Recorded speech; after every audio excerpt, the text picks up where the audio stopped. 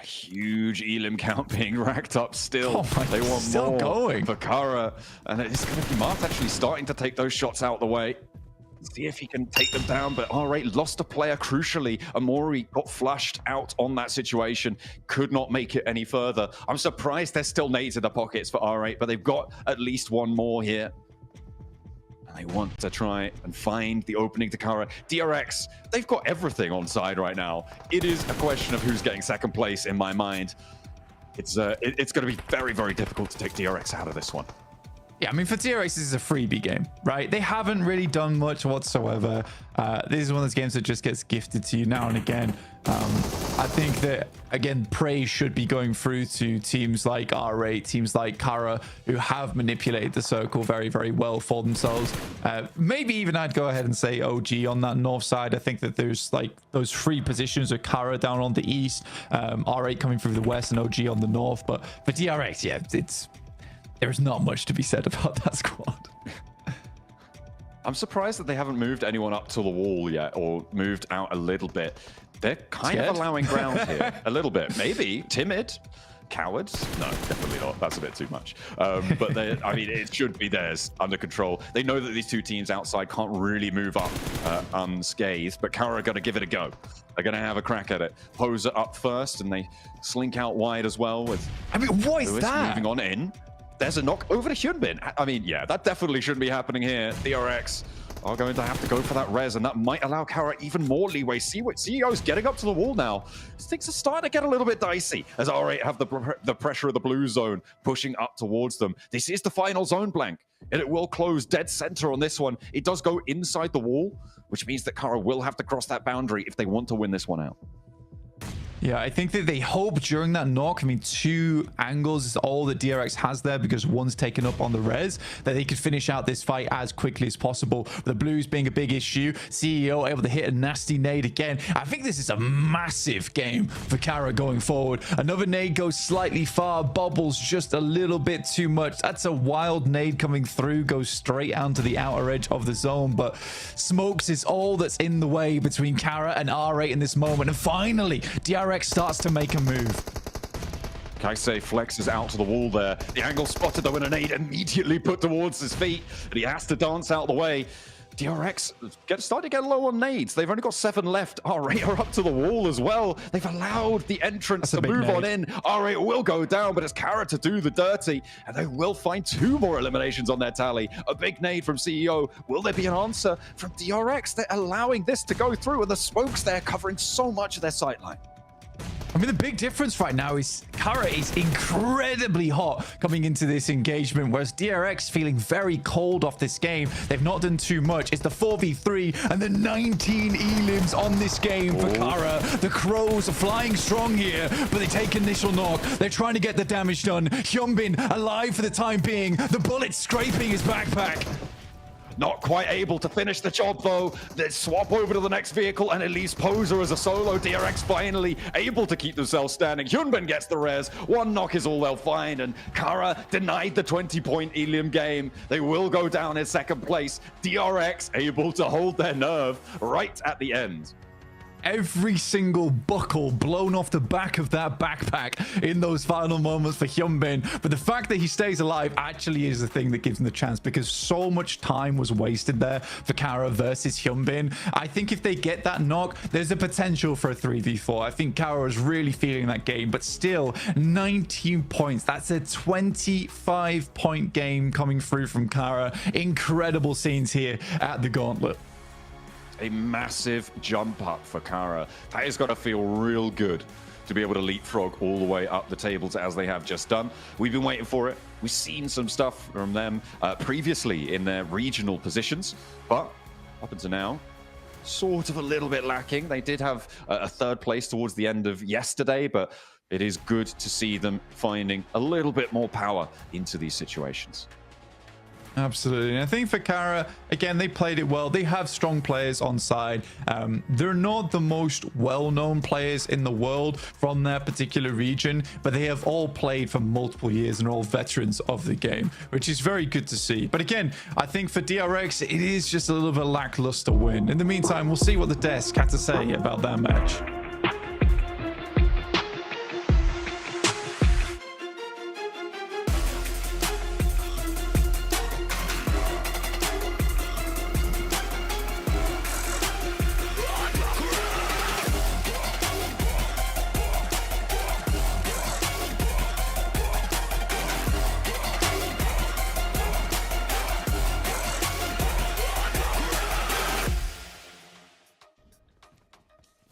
DRX down in 15th place, so desperately needed a chicken dinner, and they get one right here, right now. Max, man, why was this game so different for DRX? What made them get the chicken dinner as opposed to the performance pretty much for the rest of the tournament so far? Oh, I was hoping you wouldn't ask me that question. They got circle gifted. Okay, you want me? Unfortunately, it is a win they desperately needed. Okay, don't get me wrong. They were in 15th position before this game. They were circle blessed. Luckily enough, they do go for that big push onto the side of Kara, as you can see here in this finishing blow moment. And they do get himself some really good swarm moments around Poser, get himself the wrap up, and get himself that chicken dinner. But it was definitely circle blessed. And it is not the win I wanted to see, Niptro, to be completely honest. From them, a bit more presence when they do get eventually a chicken dinner. But you know what? As you stated before we got on the desk here, that give them a little bit more of a confidence boost to finally initiate that ascent in the rankings. I 100% think that's the case because of the way they switched the flip, or flipped the switch, that's the one. They flipped the switch as soon as they decided, okay, now's the time to go, they went for it. That was the DRX we're used to seeing. So I think now they've got points, they're out of 15th place, they can relax a little bit, take a breath and go, okay, we've got a win. Yes, it was kind of handed to us, but we took it in the end. We've come back to where we need to be. Now let's go forward the way we want to play. So I really am hopeful for them now. I mean, Sizzy, you can look at his face. He's just like, yeah, it's not quite the win we wanted. He's just like, hey, we'll take it. Happy about this game. I love his expression on his player shot. So good. But, overall, like the numbers coming out from the players are good. Like so easy 4 eliminations. 1 coming out from Sizzy with 600 plus damage, which is very impressive. Hyunbin, of course, 2. He is my MVP contender for the Gauntlet. Might not happen anymore. He might just be sitting from the side of Thunder Talk. Clearly, Hot Jukes, unfortunately, but. Yeah, again, circle gifted to them. They were able to wrap up the win. So you know what? They were given an opportunity. They were able to strike while the iron was hot. Can't blame them for that. Sometimes circle just comes your way and you make the most out of it. Hey, you know what? That's exactly what they did. I'll tell you one team that made the most out of it, even though they didn't get that such a circle blessing, and that was Kara. Oh my gosh, these guys went crazy, Neptura, especially that beautiful nade from CEO onto R8 to take out that side. Oh man, I mean, these guys went crazy. How do you feel about their performance here in this match? I love it so much. This is the Kara I was expecting to see, Jukes. I mean, look, I saw them yesterday. I went, they're not playing the way they usually play. They usually play center to edge, and they just weren't doing it. I was like, why? Then yesterday in the Miramars, we saw that a little bit more. Then we get to this game. Big split on the edge, 2-2 split mid-game to actually clear as much of the other circle, or the other teams in the circle as possible. Exactly what I wanted to see. They went back to their play style. They stopped letting, you know, PMGC be a big pressure on them to change things up, went back to how they play, and look where it got them. Well, you know, a team looking at these groups had a really bad time. It was Alpha 7. The glider rotation into also 2 players swimming into Nova itself didn't work out. Unfortunately, they were trying to get scrapped here and they got nothing for their troubles, as though on the northern side we still did see for a bit. Aru clapping back versus Thunder Talk. That was a really good double spray and getting 2 eliminations right away. Aru popping off as the IGL and clearly can be a fragger from time to time.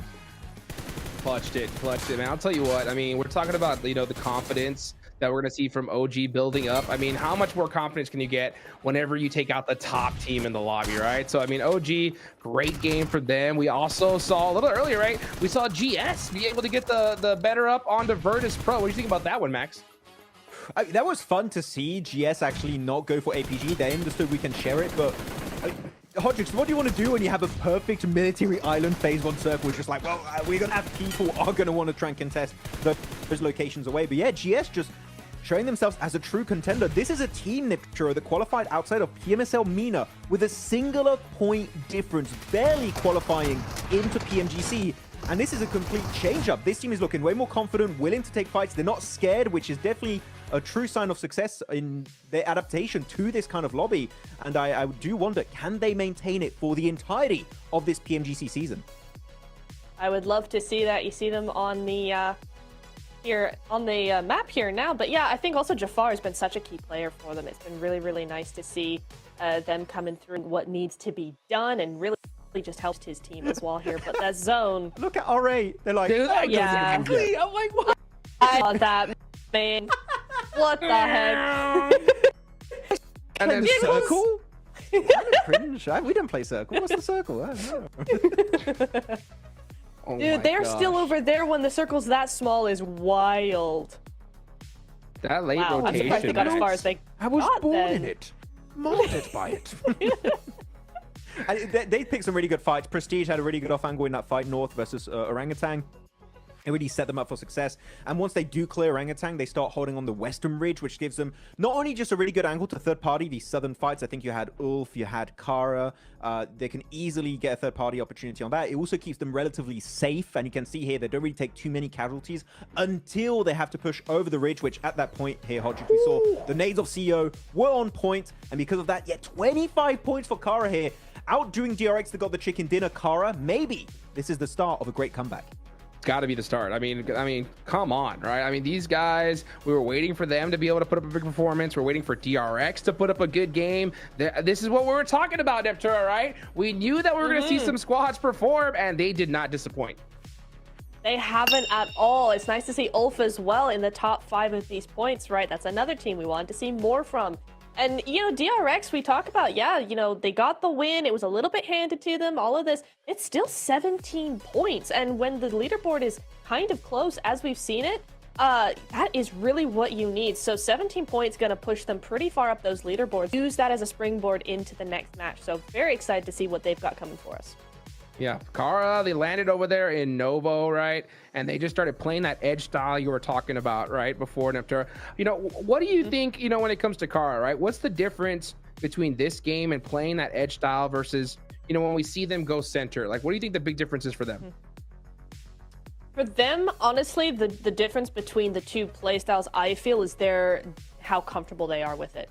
Because they play center early on in the game and then switch to edge. And what we were seeing them do is play edge from the very beginning. And that only meant that they were getting left behind by all these other teams. So I really think that that's where they're going, oh, okay, wait, let's switch back. Let's do what we normally do. They're more comfortable and they can be more creative with it now.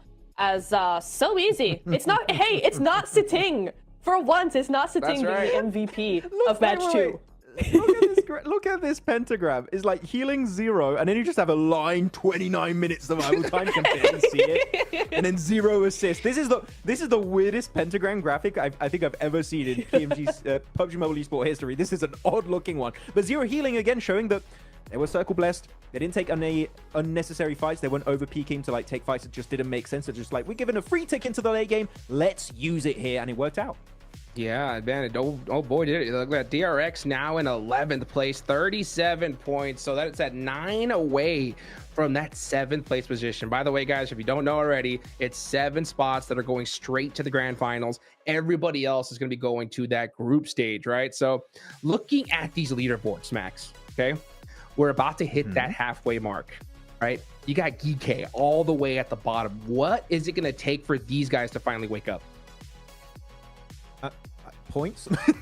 I mean, yeah. Games? Good. I mean, yeah. I mean, for Geek in particular, I was quite disappointed because they were playing Observatory this game. They didn't do much with it. They were very hesitant, very slow, and Kara just saw an opportunity to kind of do what Geek should have been doing this game. So Geek needs to see a step up, a little bit more confidence being displayed here in these lobbies. And same for any of the bottom teams. APG also, I didn't even do much this game. Neptura, we need to see the APG comeback, and as of right now, it's almost a halfway point. As Hodjuk said, it's getting a little bit late to initiate that comeback. I know it is, isn't it? And, you know, even as we look at those leaderboards earlier, right, like even a win like from DRX is going 15th to 11th. So APG need to have a lot bigger of a game than even DRX did or Kara. I mean, they really need to shape their next game more like Kara, because Kara went from 11th all the way up to 4th place. 4th. Wow. In one game. That's crazy. I mean, APG need to be looking at Kara now. I know I keep going on about them, but honestly, I mean, CEO coming in here, 6 eliminations. Yeah. 6. Come on. We know APG can pull those numbers. I want to talk about Amori for R8. This guy has been consistently on these top 4 player graphics, right? I mean, when you're looking at R8, you're looking at Ida, looking at Skuton, you're looking at Marth. Also, there are some really good moments in day 1. But no, Amori, is clearly the setup player. I don't think it's intentionally made in a way that he is initially the fragger. He's just a player that finds off angles to set up his team for success, and his off angles are genuinely, Hodrick, so good. He just gets 3 points, 3 eliminations every single time. So Omori is genuinely a genius when it comes to the off-angle plays, and so far, it's been really paying dividends in these matches. Well, you know, that's an interesting point here, right? Because Amori, he is definitely finding those off angles. You know, we saw in that later fight, though, one off angle that was from Prestige, right? Prestige was holding that huge off angle. I think that really set up that fight for them, right? What do you think about Prestige holding that off angle for so long? And then he finally grouped up with his team towards the end, right? But do you think that he should have held that there back a little bit longer, or do you think he joined up right on time with his team? I think it was used perfectly, actually, in that fight there, Hot Jukes. The way he was playing it, relatively passive, I would say. He was just trying to keep Orangutan in check and stop Orangutan from bleeding over that ridge. If Prestige is not in that position, I think Orangutan keep hitting some of those great nades they had in that fight, and they just completely overwhelm R8. Prestige's off angle is the only thing that kept Orangutan in check. So Niptura looking at R8, everyone, it feels like, on the team can pull off angles. I know Marth can do it since spring of this year, so they're just all off angle players. maybe that's the strat. Honestly, it is kind of the strat. I mean, you see time and time again when you look at fights, very rarely is a fight won by 4v4 just right in front of each other. It's always a sneaky little off angle. It's always somebody wide wrapping that just provides that cover, you know, pushes a team into a corner and stops them from doing what they need to do to defend themselves well. So, you know, it is, if you have a team of all off-angle players, honestly, I find that that's probably like one of the best strats you can possibly have, just because it gives you that flexibility to do whatever you want and surprise them however you can. Yeah, definitely. So looking at this graphic of the top 4 players, we've been on this one for a while. I kind of like how CEO is grabbing his logo. I don't know, it's just... That had to be intentional, right? Yeah. I mean, you look at this performance of CEO, it makes sense why he was on S2G. If you guys don't know, by the way, a little history lesson for CEO. He was on S2G. He was part of the biggest org in Turkey. That shows how much potential this guy actually has. He was part of the rising older generation of PUBG Mobile eSport, and he's still putting up numbers. So CEO, I wouldn't be surprised if he's able to, again, put up the numbers and contest the likes of maybe Regnum Karia moving forward. Yeah, I mean, they already passed him up, so they're feeling pretty dang good going into these final matches. I'm looking right now at the leaderboards, right? Because with this next match, we're going to hit our halfway point here, right? So 7th place is that cutoff, Neptura. Looking on down, it's pretty close, right? I mean, we can see pretty much, I mean, even Alpha Gaming, they're all the way down there in 14th place with 27 points. That cutoff right now is GS with 46, right? So, you know, how many more games do you think Alpha Gaming have to kind of breathe here, you know, before they need a chicken dinner? Or do you think, like, this Erangel match, it's time for them to put up some points? What do you think? I honestly want to say, like, maybe one more game. But the way that the rest of the teams have been playing, I feel like we're starting to see some teams step up that haven't been stepping up so far. They're starting to come alive. They're starting to do what they need to do. So maybe one game is too late. I'm not entirely sure. I think it really does depend on how this next game goes. So yeah, maybe they do have one game. Maybe, I think. Because Regnum's starting to do stuff. Ulfr's starting to do stuff. DRX, Wolves, they're all doing it. So APG, like one max. Okay, one for Breathing Room max. Do you agree? I would agree. I think that's a decent sample size to have for them to try and do a little bit of a jump up in the leaderboards. I mean, everyone's looking at APG, of course, trying to initiate that comeback. I'm looking at E-Arena. I'm going to look at the team that's below them right now. Yeah. They're in 15th position. They're just 1 point behind APG with 26 points for themselves. It's not impossible for them to catch up to top, but I was very impressed with how E-Arena, the players individually especially, were playing back at PMWC. They dominated this most recent PMSL SEA season, and I was very how they were going to play here, and unfortunately, they've just not been able to follow through with those initial promises we had earlier this year. I'm hoping E-Arena can make it, because it would fit. Already, we don't have Bigatron, by the way, from SEA, which that alone feels weird. But if we don't see Arena make it, and maybe Dig Xavier, if we go like worst case scenario for SEA, I would be so sad, Hot Jukes. We need to see one of them at least make it to the finals. Please, I'm begging. Please, please. I can't tell you. I was talking to you about this at the start, before the tournament even started, right? I was like, man, how do we not see Bigatron here, right?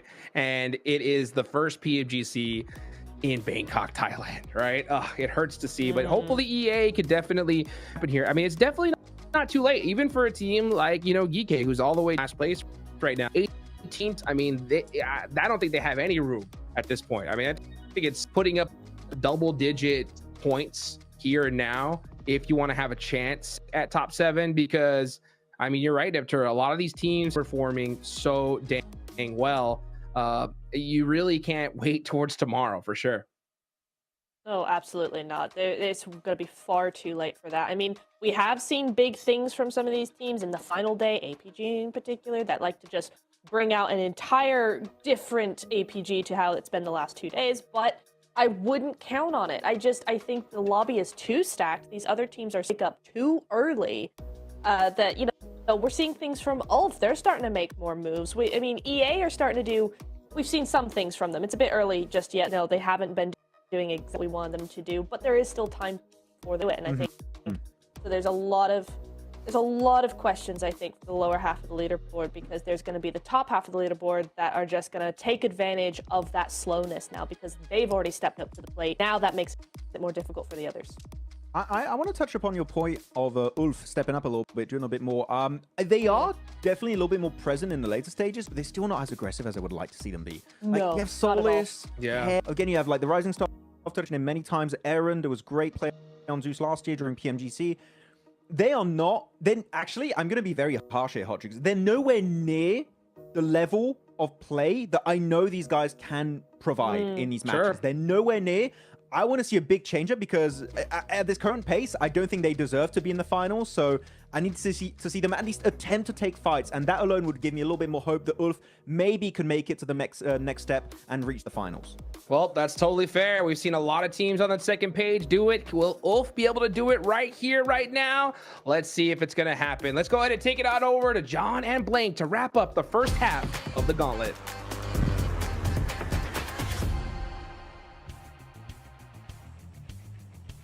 Alrighty, let's go for another Erangel. We'll see if we're going to get another military island. It would be interesting. It would be exciting, but we are going to be heading on in. My name is John Allen. With me is, of course, Blank. We're going to be getting stuck into this one. A close down at the end there for DRX to keep things under control, but we'll have to maintain a hopeful situation that we'll see something a little bit better from them this time around, even if it will result in a win. I would much just prefer to see another Kara performance. The 19 Elim game was phenomenal. Very, very fantastic stuff to watch unfold. And I mean, overall, their game plan was pretty solid from start to finish. Sadly, weren't able to take on DRX. And again, it's from basically an open field with a couple of trees versus an entire compound. So DRX definitely had some advantage there, as well as having a bit more utility in those final moments. The fact they're able to hold them off for so long, it's like one of those situations where Kara, if they don't get that initial couple of knocks on towards DRX, they don't finish off R8, and I think that both get swarmed by DRX in that end game. But this is a west to east playing path. Very kind one, first kind one we've seen today. We'll see where the circle ends up here. Thunder Talk taking a slightly different approach from last game, luckily for us, because that last one was a bit weird, honestly, overall. But we are heading over towards the eastern edge of the map, around Rozhok, Potato Hill area, just south of Yaz. So still Yaz Field in this one, John, but plenty of fun compounds to play this one out. Yeah, we are going to see maybe a little bit of a diversion for Thunder Talk. Of course, they are close to Kara, though, so maybe a little bit of danger there. In general, we'll be keeping an eye on that Milta area. The circle a lot more centered towards that Potato Hill zone in the middle. A little scrap for Alpha Gaming, and actually, they're going to be able to win this time at the start of the game against one of the players from Wolves. They can't quite get there in time to pick him up, as Coops will be taken down. We are going to be heading to a little interview with Poser himself from Kara after that incredibly massive game. 19 elims. Let's find out how they did it. Oh, Maybe not just yet. We've got about 20 seconds before that one. But either way, they are going to be tuning in for it. It was incredibly monumental. They were on for maybe a 23 elimination chicken dinner blank. But welcome back to a quick report with the 7WG. Ladies and gentlemen, we have a new record for eliminations in none other than Kara Esports. I have Poster here with me. You guys were working those 2-2 splits wonderfully this last match. When did you decide to go to E-Arena? Bu son maçta 2-2 oynamakla çok güzel oynadınız. Ne zaman Arena'ya üstüne saldırmayı düşünmediniz? Nova'nın içindeyken alan bizden çektiğinde Yarana ile oynarımız aynıydı. Ondan sonra ilk önce kıyı temizledik, sonra da onları temizledik. Adım adım iyi oynadık. So the circle actually go on our gameplay with Arena. So when we saw that, we first clear the edge and then we jump on them. And with this performance, I mean, it's going to shoot you up the leaderboard. What does that mean for the team? Valla bu puanlama sizi sıralamada üst kısma çıkarttı. Nasıl hissediyorsun bu takım için? Şu an özgüvenimiz daha da yerine geldi. İhtiyacımız olan böyle bir maçtı. Henüz potansiyelimizi göstermedik. Daha yeni başlıyoruz. So we got our confidence backs up, and then with this, we will show our performance that we can do better. Hey, I'm hoping it continues on. 19 eliminations. I know the Turkish crowd is going to be hyped. Back to you guys. Absolutely. It would be brilliant to see if they can carry that forwards. It is, however, very rare to see teams have two performances like that in a tournament. It would be something special, but we can always hope. Thunder Talk, though, they definitely had more than one of those performances. It is a rarity. Thunder Talk, definitely a rarity in our games overall. 100 points, hit the century. Weren't able to get anything done on the last match, but again, they hit triple digits and thought themselves, let's take a short break. And we'll get right back to it over on the next angle here. Let's take a look at the leaderboards right now. There is that big jump off from third place down to fourth, with Mad Bulls in third place, dropping down towards Kara with 55 and OG at 51. But as you can see, it's around 10th place where we see our next real big fall off from 44 to 37. So there is a lot of teams battling out for this top 7 here. And it should make for an incredibly fun final day tomorrow, where all the teams could be dipping in and out from that top 7.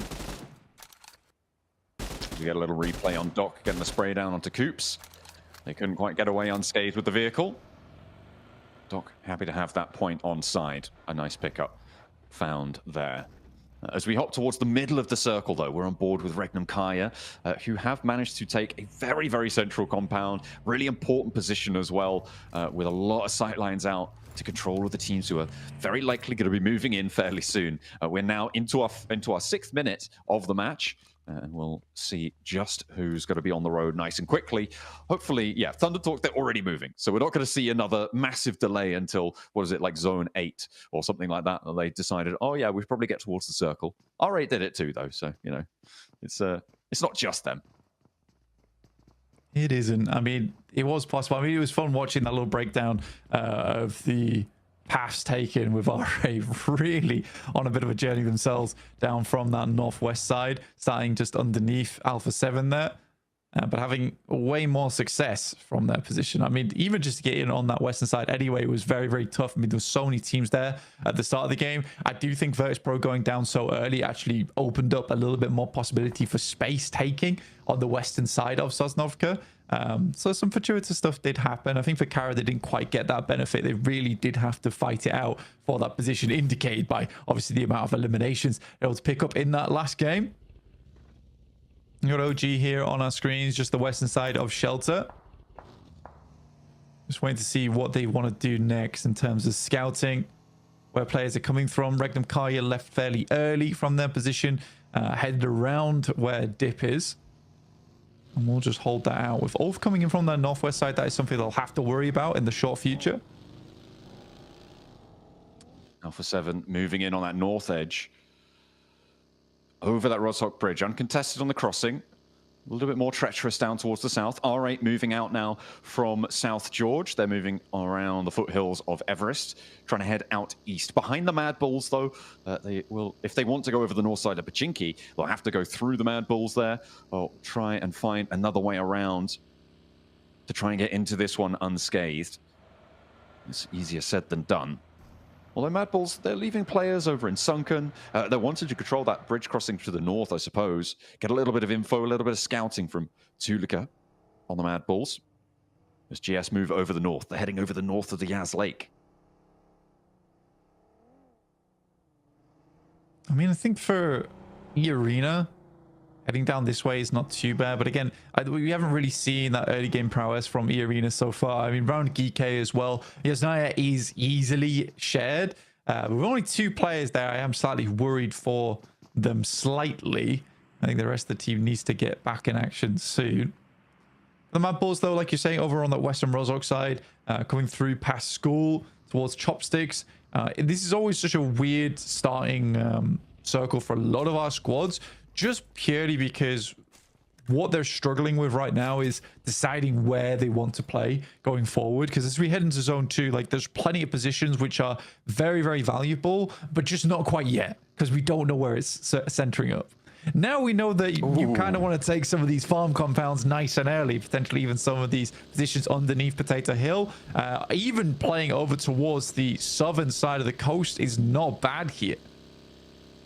I mean, it makes the decision-making process a little bit easier. The execution phase, though, a lot more tricky for our IGLs, for our teams to try and enact their plans now. Everybody on a mad dash south, trying to get into a very limited set of positions. Ulf got to be charging in from that north side, a little bit split. They've got a backstop there for Solus, trying to regroup. Regnum Kaya clashing with DRX on the inside of a compound. But you've got Ulf putting pressure on the north. You can't afford to go for a crash, as well as on the south coast entirely in the warehouses. DX Xavier, Wolves going back and forth here. Lambo needs a pickup now.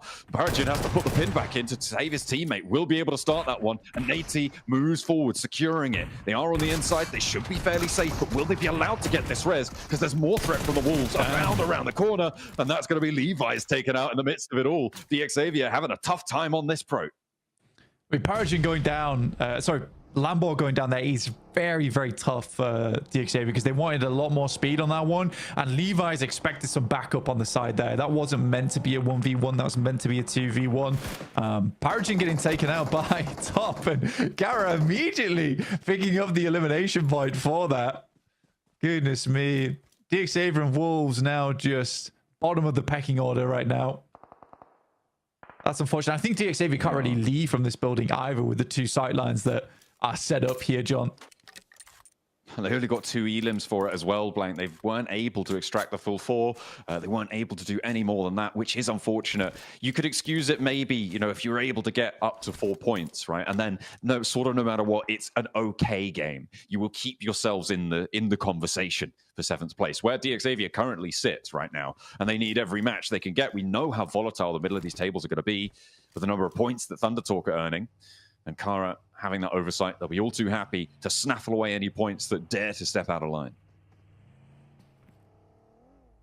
So, I mean, the center of the circle is pretty packed right now. You got Kara and the Regnum Kari just above them, and the DRX holding quite central, but in open zone. Mad Bulls spots the team crossing along the way. It is GS, and they're happy to chase this one down with a mobile turret in the vehicle. It's 3 players in 3 cars, so I think they're assuming they can take those shots quite frequently, but they decide to back it off. They don't want to deal with that angle for too much longer, and a building gets taken up by GS. It is on the northern side of the zone, though, so it is not massively likely it's going to end up there, but it will give GS a little bit of a long breath, right? A bit of relief in this match. That is enough. Doran goes down. Nade. What a post through the letterbox there on the nade. Beautiful stuff. Didn't even need a stamp. CEO able to hand deliver that one. Lovely stuff. Able to pick up the pieces as well. Now they're going to have to move a little bit further west, potentially. I mean, Kara should be able to hold this angle. We'll see if they're able to do so against Thunder Talk, who are moving in on that coast side too.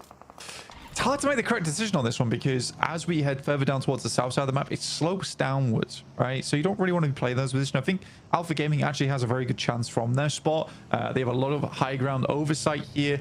The issue is they're going to have to play that late game a little bit more aggressively as the circle probably will move away from them. I think R8 has one of the more fixed positions inside of the circle. It's a lovely compound to play around with. Leaving it is slightly difficult because you do need to wrap around towards that northwest side. But in this instance, it's really good because I don't think they're imagining that it's going to be a hard west shift on the circle. So this just gives them nice 180 oversight towards their eastern edge. And that's a lot of information to be gained off the back of that one. OG making a mad dash along the way over towards a small building they can potentially play the rest of the game in. Actually diverting one out to the shack as well. So they have got multiple angles. A run-up made a little bit harder because of that. With 4 players alive, I'm only seeing 3 in the middle there. Or maybe they are all 4 packed in. We'll have to wait and see just how they can hold the dead center here. They're in a little bit of a valley blank. So it is very much a standoff. They are committing to this location. It will be very, very difficult, if not impossible, to leave it. So they need to get the value in the mid game here with Elims. Yeah, I think it's a risky play, but it's high value reward if this does continue to center up because it's very much open ground around them. Like you say, leaving through the open ground is treacherous, but if they have to deal with teams walking up towards them, it should be a fairly easy hold. So I think for OG, it's a case where you play this position and like you say, you are just committed to it now. But it is fairly central. They had no real other options other than playing sweep on the edge. And I think they're more comfortable playing this anyway. They're quite decent when it comes to holds. So we'll see what OG can do from this spot. It's a slightly early commit though at stage 3. But because it is so dead central and in a compound, I think you make that call here and now. Too far. Angles over towards Virtus Pro, the rest of GS as well. They moved out to the north side to try and have a breather, but they're being crushed down a little bit here. Virtus Pro have to turn around. They don't want to get stuck into that anymore. Little sweet drift there for Virtus Pro. Maybe they're reorienting. Maybe they do want to get stuck in. Okay, no, they're just biding their time and leaving tire marks on the grass. Someone's got to look after that. That's very inconsiderate to the groundskeepers. It is indeed. Undertalk playing down towards the southern docks as all 4 players. There is a chance it does go down towards that south side. It's not always the greatest and latest of positions, but with a little cover and the little positions available in that spot, docks is not that bad. The question is how well you can hold it as a solo team. It does get to those points later on where you end up sharing that position on the east and the western side of it, often leaving the warehouse open as it's a bit easier to nade out. But I think that for Thundertalks, this is a good spot to play in going forward. Now, OG has an option now because most teams are going to have to wrap around on the east and the west side, is whether they want to move a little bit close to the circle, play out in the open with some vehicles, or just stick to their guns. Refus on the inside, not going to win that one. The Arena able to find it in an immediate shutdown. Alpha Gaming not in a position to go for the backup there, and Zyol caught out in the open by R8 across the way. That's a couple of 100 meters out there. A long shot coming on through. In the meantime, Geeke, Regnum Kaya clashing on the inside here. You've got DRX on the north of this fight too. Those nades are coming on through, but it is Regnum Kaya to draw first blood. However, it's faded off. Flushes need to come through now, and Safji will be able to find it.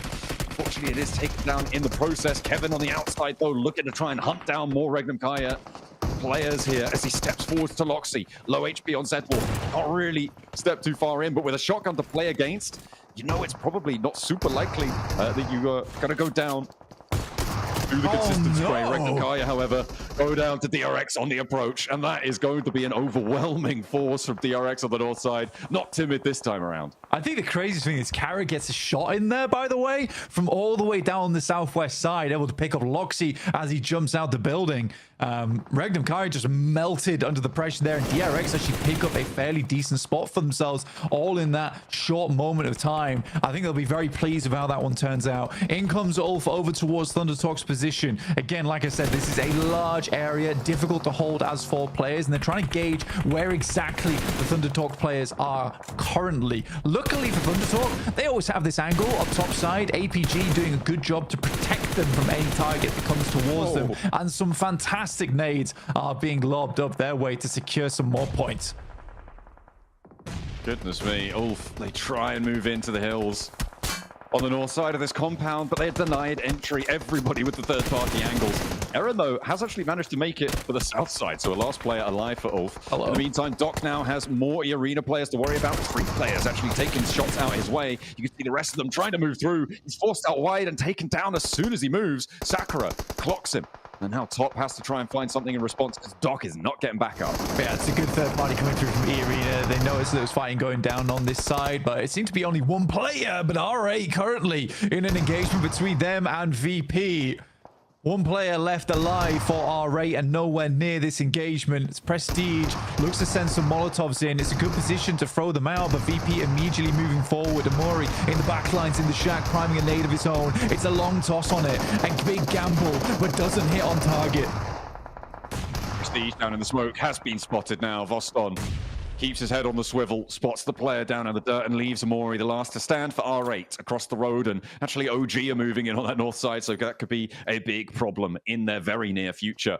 I think Alpha Gaming did just go down. E-Arena able to finish the job as the circle goes back towards the center of this one, leaving those cliff tops out of it. Yeah, I mean, OG can continue to play on this north side, but again, it's this question of where do they go next? I mean, luckily, because they cut out so much of their position on that northern edge, they don't really have too many teams watching in of where they're going to be maneuvering next to. I do like the way Thundertox is currently playing this, though, is where they're not splitting up into a singular area on docks because they don't want to give an opportunity for a team like Ulf there to swing all the way around and crash into a singular part of the docks. Instead, they're spread across it. They take fire as teams come in and then rely on teams playing on the cliff to basically do the job for them once they lodge them on that hillside just to the north of it. It's an interesting play, and it's working out very, very well for Thundertox. E-Arena going to have to make a move, and maybe Thundertalk will take some shots out their way, but I think Virtus Pro are going to be more preoccupied with holding them out. Maybe a drop down the cliff face, maybe go for a swim here for E-Arena. Tourniquet certainly taking that option. The question is, will they be spotted? Alpha 7, they're biding their time on the southeast side, but they do have to make a charge across the open ground here towards Mad Bulls, or, well, what's left of the Mad Bulls, rather. There's only 2 still standing there. Game's going to slow down a lot, but Kara actually has a very strong spot to work with. There are 4 players as well looking for another huge game for themselves. They also have been consistently taking pot shots at teams, so they've been very proactive from their position. Even if there is a squad 200, 300 meters out, they've been very aware and been taking shots that way. And the more casualties that they can cause within this lobby, the easier their end game is going to become, because again, as teams start to get crunched towards the center here, more and more fights are going to be taking place out in the open, and these are not fights where it's likely you're going to live with 4 of your players. You're likely going to have to sacrifice 1 or 2 just to win an engagement. We saw Sing there actually stepping out onto the docks for Thunder Talk, and Eren laying low, not wanting to get involved. May have sightlines on it. The question is, does he want to pull the trigger here, expose his position, let them know he's there? Tourniquet moving up to the pontoon there. Trying to hold it down. I have no doubt that Eren knows exactly what's going on here, and he is opting not to take these shots. You just can't confirm the point. It's much more valuable to play with the protection of Thunder Talk around you and try and play for it later. Oh my. Tourniquet steps up and he wins that? How on earth do you win that? Stepping up out of the water, draws the weapon, and immediately lands the shot of the Shing. That has got to feel real bad on the south side there, and that's going to move King out to have to go for this res, to have to try and pick up their teammate. This is Eren's time to shine, and he steps up and does exactly what he needs to. That is what he was waiting for. God. And Thunder Talk are having a nightmare here. Oh, this is very bad indeed. Thunder Talk likely down to 2 players. We're seeing it's going to be a difficult pickup from their side. Completely lost track of Tourniquet as well. That's one of those things where you only send out 1 player. You know he's in the water, so you look to just finish him off, but you do not expect the 4th player from Ulf to still be alive on the other edge. Dear me, we are surfing here over on the docks, and Thunder Talk are currently dealing with the tsunami. Okay. Side shift. They have to push out, so they're going to have to leave here as well. This does mean that they can just fully disengage and look to leave these solos to their own devices, but that's going to be difficult because you've got Virtus Pro and Kara who are going to know all about what's happening here. Quick knock from OG down towards Virtus Pro. I mean, it's a good time to be doing it as the circle starts to close inwards, but Voston with an immediate response over towards that top side gets a good shot over towards the tanky, leaving just him and Aru there. And the question is whether Virtus Pro even want to go for a wraparound on that side? I mean, OG has to call for some slight reinforcements here. I mean, it is good news, I think, on the north side for OG. And they've got enough to play with that cover, that re-knock over towards Virtus Pro. They didn't need to get the flush there. They just needed to slow Virtus Pro down, force them into an unfavorable fight. Tourniquet may have bit the dust, and he will indeed go down to the nade from AJ. Only the one player to go down from Thunder Talk, and it could have been worse. But Eren really bided his time well there. He played the time perfectly, and actually maybe afforded an opportunity to have a chance to get another point or two. Yeah, currently we're in the top 10, so 3 more teams would have to go down before we start hitting placement points. DRX holding on to their position quite nicely as GS attempted to assault their position. Hyunbin on the top stairs, looking for Icon right now. In the meantime, the roll-up for Virtus Pro is getting dismantled on that northwest side. Unfortunately, there is a knock sent back over towards them. GS finally going down there, but it is going to be OG holding quite well. The reses, though, are starting to come through. There's the first flush coming in, and there is, unfortunately, the re-knocks coming in from Virtus Pro. They stop, though. They move sideways, move laterally on the fight, and OG not going to be able to connect these nades if they haven't spotted it. Will they put them in the right place here as the nades bob forwards? Not quite on the target. Haven't seen the retreat here, but AJ, Thunder Talk, they're all sailing on in. Virtus Pro now have another team, and the vehicles swinging around wildly. What is going on? OG, move in, get these knocks, get these points here, because Thunder Talk are moving the slivers of HP. Going down? Virtus Pro go down, and 3 players from Thunder Talk still stand tall, but OG, they've taken a knock. What have Thunder Talk just done? What? I mean, DRX were taking shots across the way at OG whilst that all was unfolding. I don't know how Thunder Talk gets away with it, but they absolutely do. AJ with the run down the vehicle, smearing VP across the fields. And now AKOP trying to get his HP bar back up again. A nade sent across towards the tree, slightly lagging behind the rest of the team. A nade sent along the edge of the blue here could be devastating. And it is close, but not close enough. Going to be able to find it there, stepping out towards the blue. Thunder Talk get back in the vehicles, playing true chaos strategy there on the roll up to VP. There was nothing they could do, it seemed. He's going to be running out of ordnance fairly soon. Drops the last, covers his retreat with that flash. That's going to allow Thunder Talk to disengage. Play on as 3 from here, which is crazy. Kara, I don't think they're going to be able to do the same thing, but I don't think they need to. With the circle as it sits, they keep in on the south side, and they may be able to find a chicken dinner this time around where they couldn't quite before. Yeah, it's a very strong position, but again, we are still going out into open ground now. I think OG's got to be a little bit careful because DRX knows exactly where they're playing from, but know they need to move down towards that south side. So DRX looking to set themselves up early or just rotate into the building along the way from Kara. Lewis does have a nade. Marceau sets himself up. It's a bit of a short law, but it's on target. Soez gets knocked out with a nade to the forehead. Hits him with the swift underarm there. Nice little knockdown, nearly getting Hyunbin. The pan coming in clutch there to stop the DX Xavier shots. The shots from across the way, taking him down on the rooftop. A really difficult res to go for. You have to drop down. It's bad news. DRX have been able to get a lot of elims so far this match. It seems like they heard me call them a little bit cowardly last time around. They're already up to 10 here, blank. And they want to add 4 more to the tally. See if they can break records themselves as they move on forwards. The flash comes through. The nade goes through to the back. Hyunbin goes 1-for-1 on the trade. The DRX have the flash sent their way. Drops down in the middle. Lewis holding the back lines, and there's only the 1 player for DRX facing off against 2 on the inside. Thunder Talk just rock straight up over towards DX Xavier and handle them. This is so weird from Thunder Talk considering it's a very different style of gameplay from them we're used to seeing. Good nade from Nate T himself over towards Singh, leaving Thunder Talk, I believe, just on the final player now as OG remains stalwart on that north side. They can get the reses in the shack for Thunder Talk, though. There are still 2 of those available. The question is, does DX Xavier have a nade? Stow Kara on this hold. Poser is down. But they're getting that rezzed up very quickly. DRX slowed it all the way out here. You can see they're on 10 elims still, but with only 2 players, the wind's been knocked out of them just a little bit. QXZ wants to try and drop down there. He will get the shot. Over at the Poser, the re-knock is strong. Gonna keep Kara from overwhelming them on the repeats here. He goes in for more. He wants to find another, but there's his teammate going down. Lewis steps out, put into a shotgun. A barrel straight into his face, and Lewis goes down as well. They will finally take him down, but they lose a player, and they have to get these reses fast, Blank. Over the top tries to thread it in towards the shack, but a good shot from AKOP will take down Sighting almost instantaneously as well. Now they got to figure out how they want to play this one out, because again, for OG, they are passing through open ground. I think for ThunderTalk, they desperately want to get rid of DXavier, but Nate, immediate reposition from his side. This is a good survival play for him. Again, DXavier has been on the receiving end of survival plays for quite some time now. We haven't seen a truly dominant game from DXavier just yet. It's disappointing as well, given their prowess, given their record this year. They've had a really, really strong showing, but it's just not coming through yet in the Gauntlet. We'll see what more they can do. Nades being thrown out by ThunderTalk still. It's good, right, actually. they got anything left, and they find an opening. You're kidding me. ThunderTalk just seem untouchable here.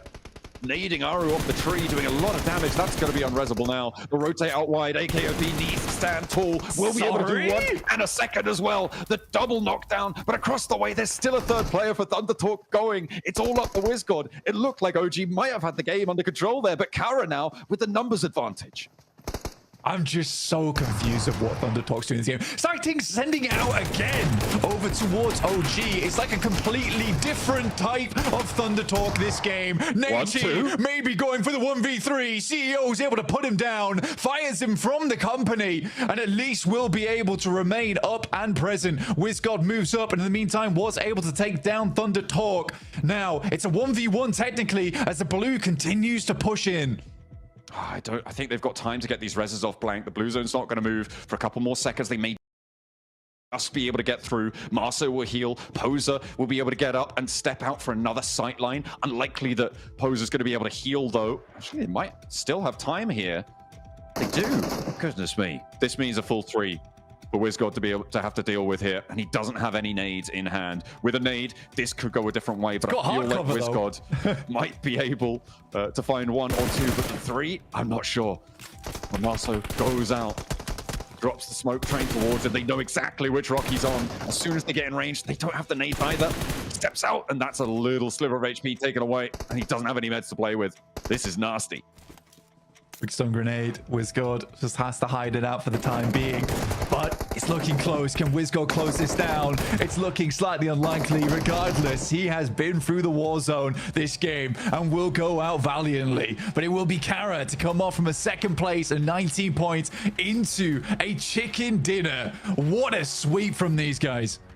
With 11 elims, they find another game really, really strong. It felt like they were the winners in that last match. This time, it rings true. That south side shift playing well to their compound. And Kara are on a massive resurgence here. It's what Neptura said she wanted to see from them over on the desk, while she's being treated to a repeat there. Orangutan as well, playing very well on that northern side, doing a lot to control. It was just so unfortunate that ThunderTalk somehow are able to apparate wherever they want to within the circle. That was some crazy rotates coming in. Oh, bro, I just couldn't believe we were just watching ThunderTalk just go alpha lever in the vehicles. It made absolutely no sense to me, John. It was like watching them go from tactical gameplay to suddenly, you know what? We're just going to give it our all here. Get in the vehicle, put the metal to the pedal, and just get things going. Yeah, it's really quite impressive how they were able to do it. But I have no idea just what happened there for ThunderTalk. I'm sure the analysts do. Let's take a look.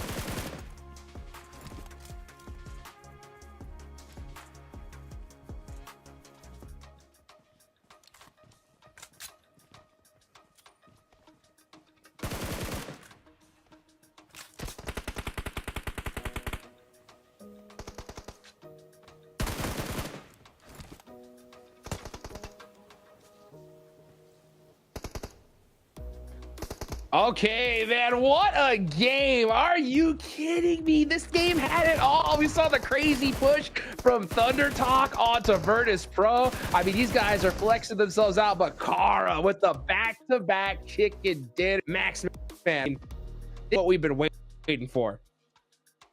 Hey, Kara, back-to-back win. Neptura, you are the reverse curse. Less right now for this team. You wanted to see step up. And like the thing is, they drop arm, right? This is their drop location through and through. They love this area, and it was just so lucky for them that the circle ended up going that way. But it was not just a game like we saw for its last match. This is Kara actually zooms away. I build Lewis in particular, top angle versus DRX was just in particular. Just putting Turkey on the map when it comes to the Gauntlet. They are the best from their region, which I did not know in the Regnum Kara in this exam lobby. Right? Yeah, prize coming here. I did know Kara were gonna be a foreskin with it. It took a little bit to get feet, but once they have, I cannot them the edge, the controls that they've got. You know that, like you said, that roof angle was just demolishing for DRX. Really good game, all right, but no match for that angle. And the rest of Kara just able to support those angles. Great shots and big stuff coming in from them. I don't know why in my mind this was a back-to-back Kara win because they got such a elimination. I'm like, wait, in place. It was DRX that did end up winning. I'm like, but no, it almost was a win in terms of how many points they did bring home after that first Erangel game of the day. They're going through the replays here. I think we were quite critical about Alpha Gaming. Why do we take this unnecessary fight versus E-Arena in the double warehouses? They could just hug the cliff and they would have been just fine. Easy access into the late game here where top is on this replay. They decide against it. That was a big fumble in my opinion. I'll take it one step further, Max. I'd say that once EA were in the building, they should have let it go. But why are they in the building in the first place? But Tony K coming in here, EA. I mean, this was insane, just insane. He's like, I am Tony K. He's going to rename. He's taking Tony K's name now. He's in. Oh my goodness. Crazy after crazy play. I loved this game so much. It was just, what was this game? It's just such chaos. Back-to-back chaos in the end game. I loved it so much. Look, you're going to see Kara barely. You're going to see them barely move this high again. Okay, even talk technically, they dropped Milta, so they didn't have to do this game. Orangutan also similar, drop in Shelter playing the northern side. Everyone got in position pretty much phase 1, positioning into phase 2, and then they didn't move much for the rest of this game because there's so many compounds open for the taking early on in this game. They just go there, play it for as long as they possibly can, and hope the circle does eventually favor you towards the end, which it did for Kara. Actually, Kara did do a really nice 2-2 split there. You did see for a second that 2 players north of the road, 2 players south, to just keep their options open, Iptera. And here, clearly, that was a position that enabled them to get easily into the later stage while really taking no fights at that point. Yeah, it was really nice because they were able to regroup and know when to regroup as well. As soon as DRX started making too many moves, they were like, you know what, it's not worth it. We're going to go over here. And it really did work for them because look where that zone takes them. It doesn't take them out that compound hardly at all. Only until they're up against just one player left did they have to move out of that compound. So really, really worked out in their favor. And 21 points. Remember, they jumped 11th to 4th place after the game. Now with 21 additionally, where on earth is that going to put them now? Oh my, it's ridiculous. I mean, yeah, they had 5, now 21 at 46 in 2 games, Max, man. Wow. I mean, this is ridiculous. I mean, even their talks probably got worrying about that sooner. They get another game like this. So what a crazy finish for Kara. I mean, Thunder Talk had that crazy push, right, onto Virtus Pro. My question is to you, Max Man, right? Do you think they do that if they're not in first place with such a big lead? Or do you think that is just so typical Thunder Talk at this point? I do think, Hodges, there's a certain level of, we've made it, let's have fun with it. No, right? Again, we know. Oh, by the way, congratulations from Kara being the MVP. Always surprised. Probably going to be MVP of the day to be completely. But yeah, look, I think there's a certain level of like made it, be comfortable. Let's just try and flex out possible and just not secure their position. Of course, we did have a Tony K coming in from the arena, also getting the clutch. Maybe they're getting almost comfortable. They're doing some big plays, but you know what? As of right now, it's enough because they still are first with 111 points, 3 wins. Thunder Talk, yeah, they're done. They're in. You're the first team in the Gnolls alongside Vampire. You did it. So good. So good to see. I love that play. It's chaos, and I want to see, honest. Dude, I mean, just look at Kara.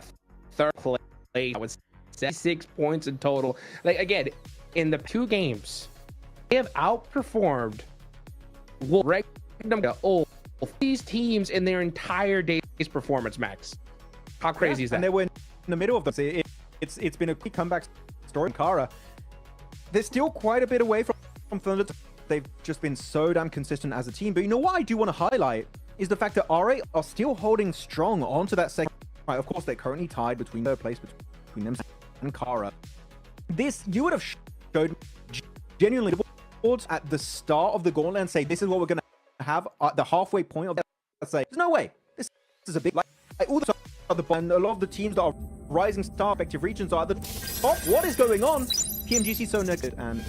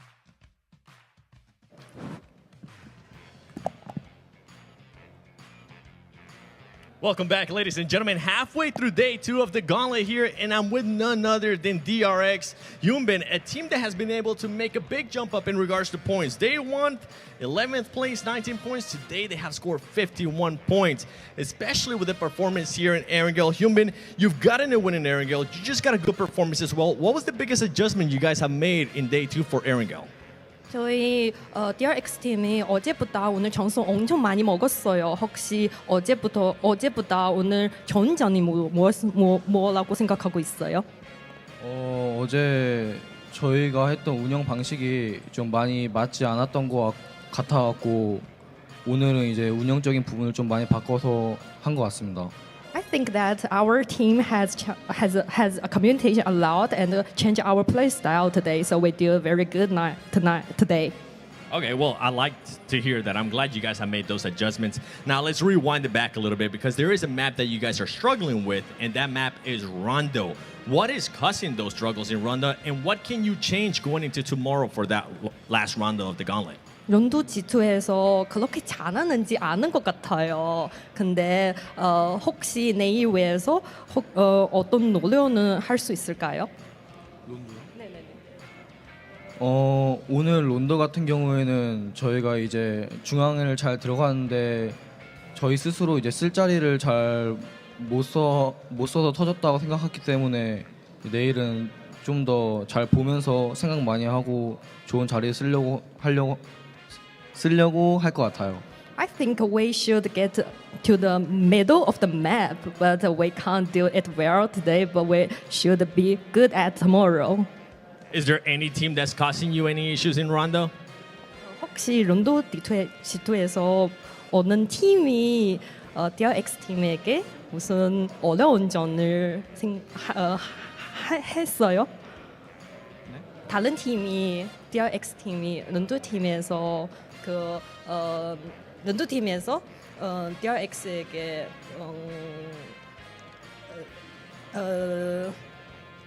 In like the rotation or anything like that?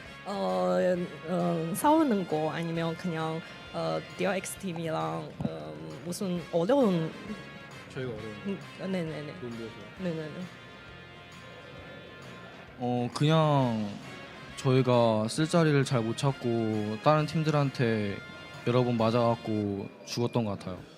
I just think we can't get our position in this map, so we will be better now. All right, well, I'm hoping you get that position tomorrow. You guys are currently moving up that leaderboard. You're only 1 point away from getting into that top 7.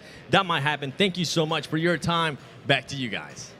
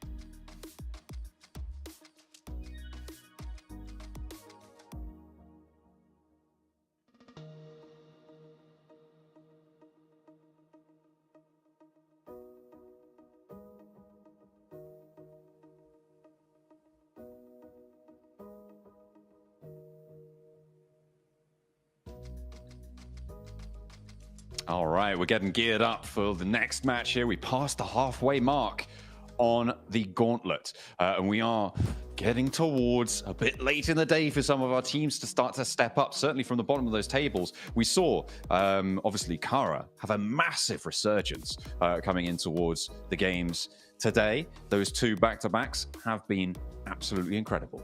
We're hoping for more in our last Aaron goal, though. Yeah.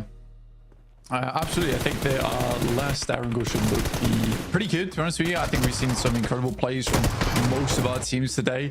Here's a quick recap of what has occurred over the last 3 games.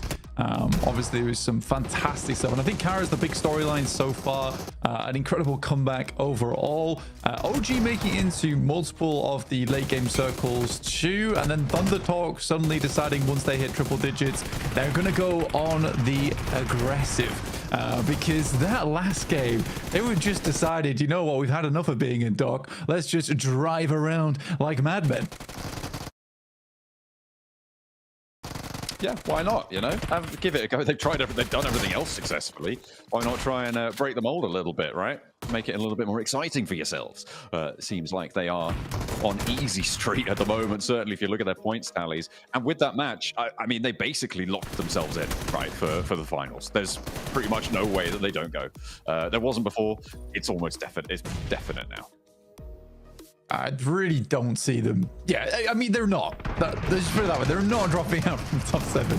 Thundertalk have absolutely stamped their ticket. There's still some more work to be done for some of our other teams here before we can clearly say that they are making it in, just due to the way the points have been set up towards the top side of the lobby right now, with so many squads earning very similar point scoring so far, just because a lot of those points have been stolen on the top side. That nade was just wonderful, by the way. Very, very difficult to make happen a lot of times, but there you have it. GK doing their best there. That fight was intense between DRX, GK, as well as Kara when it came down to it. I think DRX made a pretty decent hold on the top side just as 2 players, but alas, it wasn't meant to be.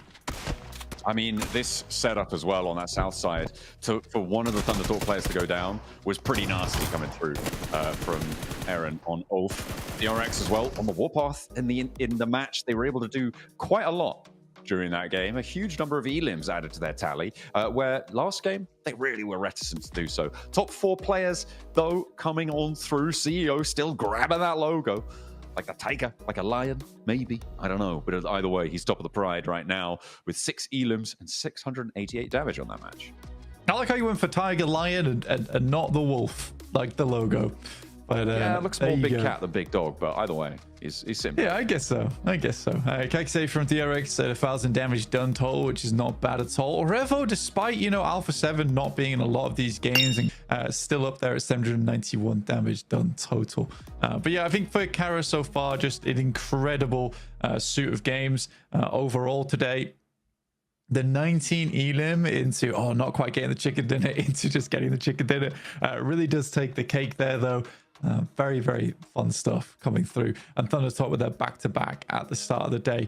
I'm hoping that we'll see other teams doing well in terms of chicken dinners towards the end of the day today. Maybe some other contestants added to the mix. I mean, it's still very possible for anyone to jump up towards that boundary. It is starting to get a little bit more unlikely for teams like GK, who are currently very much lagging behind everybody else, to see what they're going to be able to go for in the rest of the matches that they have. But they still got half of the games they have left to play.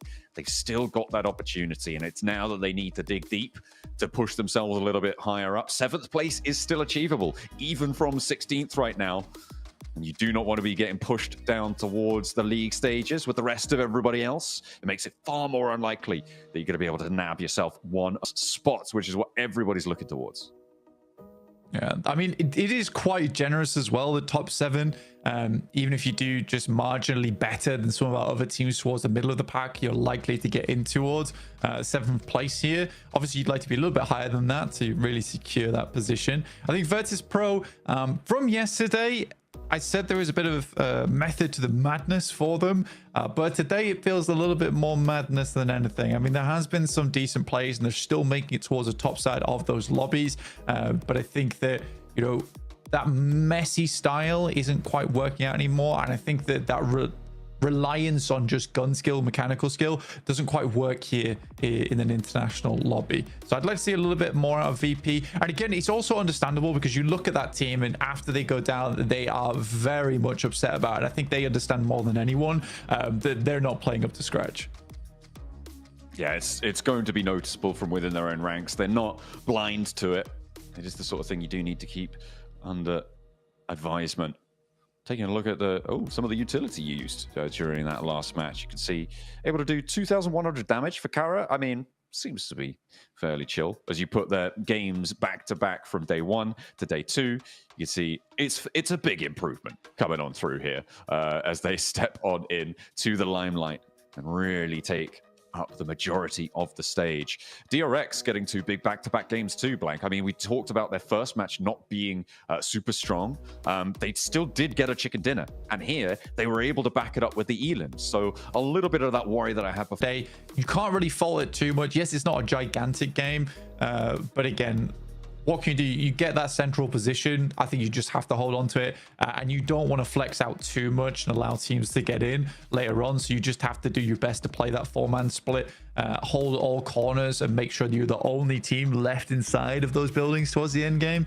So yeah, it's not terrible from DRX at all, but yeah, they definitely were able to pick it up in that second game that we saw on Erangel, which felt a lot better. And like you say, I think definitely a lot of those worries are now gone. But we're heading in towards our fourth and final Erangel of the day now here on day 2 of the Gauntlet. A really heavy south plane path as well, Blank, to kick things off for our last Erangel today. It is all the way down to the south side. Is this the time that we see the C block hot drop keep coming through? GS, are you going to go back down there, see what you've got in store? Alpha Gaming, very likely to be taking up residence in that C block. We'll see just what happens. Looks like GSL a little bit earlier. Not going to get super stuck in just yet. Maybe actually spreading out quite a way, grabbing those vehicles first. Yeah, I mean, they played this last time as well, where they kind of played on the western edge of Sosnovka and just preferred to play that one out and just gave Alpha Gaming Sosnovka in general, which seems to be working out for them. I mean, they can certainly play that position and get some good vehicles from there and loot up. It's a bit more of a split drop for them, but to be honest, I think come day 2, again, we talked about this earlier, is that I think they realized that APG is quite a stubborn team, despite them not looking extra hot in the tables. You'd rather just not fight them if there's another option available to you, which there absolutely is with this western drop for them. But yeah, this is one of the harshest circles here on Erangel, very much far on the south side. We'll see where the circle pops up to, directly over towards Yasnaya. So there's still a possibility to move out. Alpha 7 going towards their secondary drop spot in Lipovka, which is absolutely fine for them going forward. I'm curious to see how R8 plays this one out, because they'll maybe go over towards South George with vehicles and then wrap over the top of Severny potentially. I think that would make sense, or maybe not all the way up to Severny, yeah, but towards the Stauber foothills, across that shooting range hill area. Definitely potential for them. There's King for Thunder Talk, getting on the road, dropping around Milter, surrounded by quite a few teams here, Blank, so it can be treacherous, but looks like they've given themselves a wide enough berth from the teams that surround them to be able to find those through roads. So take a look at our top 5 elims. His sighting sat at the top there. CEO very close behind. I mean, sighting has been a real big blessing for Thunder Talk. And I think that many times in the past for Chinese teams, it has been a case that, yes, they're all pretty damn good at the game and have some good coordination, but they really did lack that star player on side who's able to come out with those clutch plays. That hasn't been the case for quite some time now. I think way back when in the day, it used to be that they absolutely had that capability, but that was taken up by teams from South Korea, from Turkey, teams doing extremely well from those regions. But here, I'd say Sighting is just a really, really nice player to have on team, where he's just got these big clutch moments. They're able to get them out of these sticky situations they sometimes find themselves in. Thunder Talk, proud to have him representing them at the top of those tables as they sit atop the pack as well. 111, and this is what we were talking about in day 1, is that around 110 is where we're expecting the bubble for 7th place to be. And the fact that Thunder Talk have done it in half the time is insane. To be able to get that far that fast, it is pretty much unheard of, certainly not in a very, very long time, for a team to stretch out this far this early. So we are glad to be witness to it. Let's see who can keep up the pace as well, because we've got 3 teams now in that 70-point boundary, with Kara joining R8 and Mad Bulls up in 76 points and actually vying for 2nd place completely. Yeah, I mean, it's good stuff. I mean, Kara right now, the fact that they went from kind of being like towards the bottom of the pack to suddenly now challenging out R8 for 2nd place is just nasty work from them over 2 games. And it just shows how quickly that these things can shift around if you just have some good games. OG currently topping the pack when it comes to the main peloton underneath here, 52 points chasing with Virtus Pro. But yeah, OG being at 61 is a pretty solid place to be in for them going forward, but they still need to keep putting up those points if they want to stay ahead of the rest, because people are starting to catch up now. It is necessary to keep pace going. Unless you don't want them to talk it down. They could basically sleep for the rest of the tournament and probably be okay for the finals. At this stage, Wolves spot GS trying to make their way across this western bridge from the military island, but they're not quite able to find any knocks. And now Baton under a lot of pressure, a lot of players bearing down upon him, and he will not be able to pass that one off. That is going to be Wolves losing a player. First blood is drawn. Baton had a bit of a panic moment there. We've all been in that situation where you got 4 players all barreling towards you. I think that he didn't really quite know what the protocol was for that situation. The rest of the team left him behind in the dust, kind of providing himself a little bit of a scouting position, but sadly not meant to be, as Wolves go down yet again to 3 players. They've not been having the greatest day today. Been a little bit dismayed by their performance. It's been obvious to see in their faces. Hopefully they can bring things back up to speed again. And for a North American team, I think they're performing pretty admirably well in the international tournament with some of the best teams in the world here inside this lobby.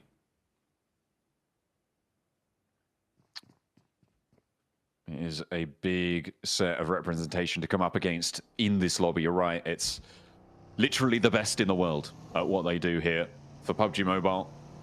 These are the regional toppers, the teams that came out ahead of everybody else. Everyone here is a champion in their own right. But you have what it takes to be the champion of champions. That's what it's all about here, to get out of the gauntlet and into those finals. GK currently a resounding no for the time being. Yeah, GK currently in 16th place right now. It's tough. It is tough. APG not quite living up to their own expectations because they're in 15th and not 16th after all, with 30 points. Still pretty rough for them. I think for APG, something needs to change. I don't know if I particularly don't think it's going to change here in the gauntlet. I genuinely don't think that they're going to make it into the top 7. I think this type of gameplay is just not on par with the rest of the lobby right now. And it is frustrating to see because I think a lot of people understand that these are some of the best players in the world. And all of them have incredibly high namesakes. But right now, it's just not meshing. It really isn't meshing. As they come into contact with Regnum Kaya, Silas looking not to go down early. Quick duck there to get out of the way of the bullets and sent his way. We'll be able to stay alive for just a little bit longer there. The roll up for Silas with the nade, looking to try and find one of Alpha Gaming. Good arc on it, but they've already got away from it. And Top hops into the car last. Alpha Gaming, I don't imagine that they're going to want to push this too hard. Don't need to press the issue just yet. But on the other side, Regnum Kaya may be looking for something here. If Ziol gets a little bit too big for his boots, then I wouldn't blame him. But he does back up, slam it into reverse, hit the compound with the UAZ. See a little bit more safety. Yeah, still taking more shots here. Reefus even taking shots to the face as he gets inside the vehicle. Again, good stuff from Regnum Kaya. I mean, they're kind of low on ammo, etc., but they're making sure to take shots towards the vehicles whilst they can. Even that Dacia starts to smoke a little bit now too. Getting a little bit too smoky there for their liking. Has to hop out. Regnum Kaya with a lot of control over towards Alpha Gaming, but teams are going to be moving in around them as well, so they do need to stay on the swivel. You can see Ulfa pushing in on that west side. You've got all the teams out there looking for a slice of it, but that is a big shift out to the west. Great for R8. Look at the position that's afforded them. Oversight from the compounds at the top of the hill over towards the Rozhok bridges. Yeah, that's an incredible position for them. It is a little bit tough to hold sometimes with teams bearing down upon you from that north side. But I think R8 has a good chance to make it happen. I think they just need to not get too distracted by that southern bridge. Because I think that's a trap that a lot of teams fall into when they play that position, is they get too focused on holding teams out and end up getting backstabbed. In this case, probably by GS. So I think for R8, they've got a strong position right now. Just hold on to it for the time being. But it is a hard shift over towards the western side, and teams like VP, OG, PK, we're all going to suffer because of this. Regnum Kaya having a tough time against Joker on the spray down, but they will be able to get around those bullets sent their way, playing up towards the bridge. We know that Regnum Kaya can play these bridge splits quite effectively, but they haven't managed to get anyone across the river just yet. Maybe have to go a little bit faster there. We'll see if they're able to manage it. In the meantime, Alpha Gaming find another player from the Wolves, and now they're busted down to 2. The PMSL America's champions having a tough time of things against one of our, well, currently weaker teams, right? Which is crazy to say that it's Alpha Game. Yeah, it really is. But I think that we absolutely can say it at this point. I don't think it's unnecessary to keep saying that this is a prank at this point, which is sad. It is definitely sad to say. But we'll just have to hope that they come back stronger in the group stage. And if that's not the case, well, it just wasn't meant to be. Teams have made their way up to the north side. You see Alpha 7 moving over the top to past the Stalber Hills. Now further in, you've got OG as well, actually very close, getting kind of intertwined with this rotation of Alpha 7. Tanky, Tusky blocked, and it's obscure. To land the headshot to pull him out of the vehicle. That's going to be the easy rundown for Grisao as well. No chance of getting that one back up. OG playing on as 3, and with Virtus Pro to their north, it might be a little bit of a meat grinder up on the north side. I mean, that's really, really not an easy shot to take as well from Obscure. Like, long distance on that one. So a very, very good pick up there. I think OG gets a little bit unlucky with, because I think that rotate was kind of fine with the boys from A7 still on their rotate. I think OG's like, well, at this point, we just need to pass by. But for Obscure to hit that shot, I think that's like, that happens only a few times. And it has to come through a very, very good player. So very well played to him. OG's going to have to try and go for a quick rotate over towards the northwest side and see what they can get done there. There's 3 players. WizGod sending out as the scout. Over towards Carolo, and we know that they are on a bit of a tear. It is dangerous territory on the northwest side. We're going back over to the lake, though.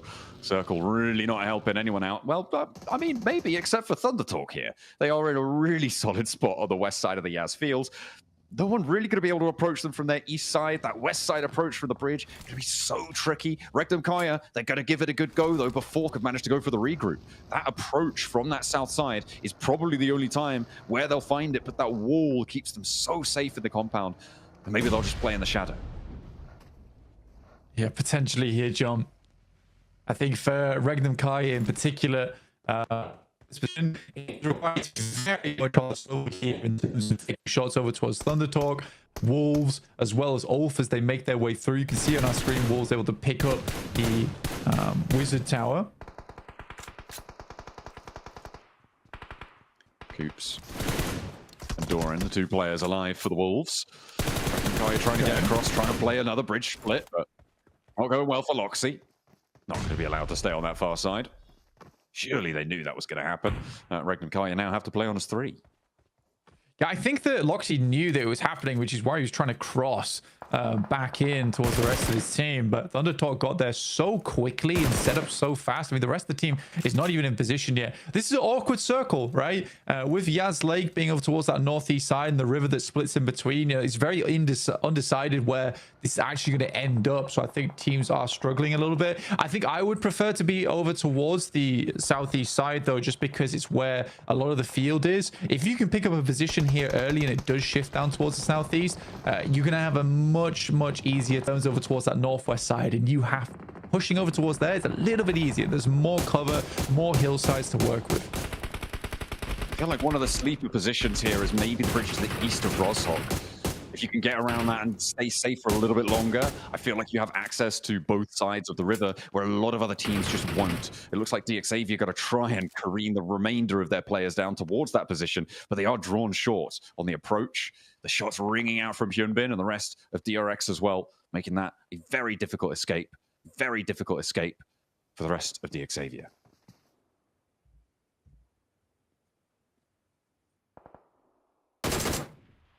And Paragin trying to stay alive on that south edge. Kike on the northwest in the meantime with the blue zone pushing them in. Kara are their guards, and that is going to be a real tough approach. Regnum Kaya chiming into the backstop. But that is going to be a real tough approach. Regnum Kaya chiming into the backstop for DXavier. The other 2 a little bit closer to the river. And now OG making their dash, trying to regroup with WizGod, moving across the open ground. They managed to get through the first salvo of bullets and they find the cover. Will they be able to survive long enough to regroup? There's already a knock. There's already a second as well. They desperately need to find some sort of cover, some sort of respite, but the shots are ringing out from every single direction around them. R8, Arena. You've got Kara as well who are going to be putting some pressure onto this one. And OG are having a real tough time of it on their approach. Not allowed in at any turn, and they will start to fall, start to crumble in the face of it. AKOP, the last to stand. Nobody quite making their way on through. He's playing dead. I love it. Dealing the final blows. He's actually working. Awesome right now. Awesome right now. Oh, damn. I actually thought he got away with that as well. I think it's a cool play to make because you just stop dead and you're like, I am not here. Trust me, please. But yeah, unfortunate stuff will go down. That's OG going out in 16th here. Will not be a good result for them. Unfortunately, the Arena somehow getting through on the hovercraft, giving themselves a nice big burly buttress to keep themselves nice and safe. Prop themselves up on. Kara moving over towards the lake because there's a lot of water in this final circle. Well, these final circles here, Blank.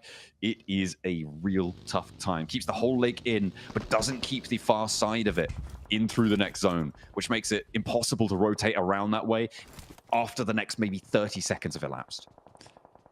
It's kind of frustrating for Thunder Talk as well because they played this 2-2 split and it actually was such an insane play. I will say though, it was very, very greedy.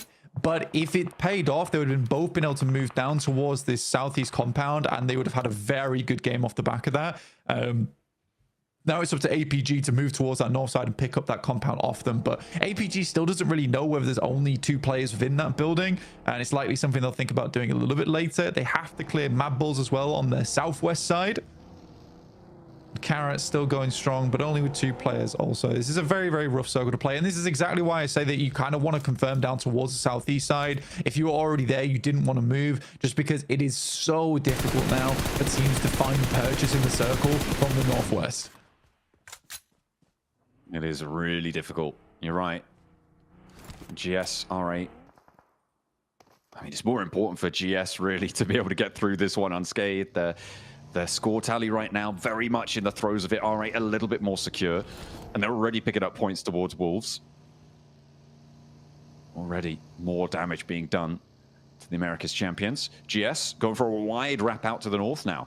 They're trying to get around all of this engagement, get away from R8, get away from Kara, but they are heading straight towards Alpha 7. Alpha 7's position, there's actually a lot of little bits of cover here that they can play. Skew has to hit the deck. There's some good shots initially from the vehicles as they pass by. They need to find one of them, break this train apart, but GS are able to get onto the other side. Immediately pins need to be pulled here. GS Icon already finds Obscure in the backline. These first couple of nades have to be massive, and they absolutely are.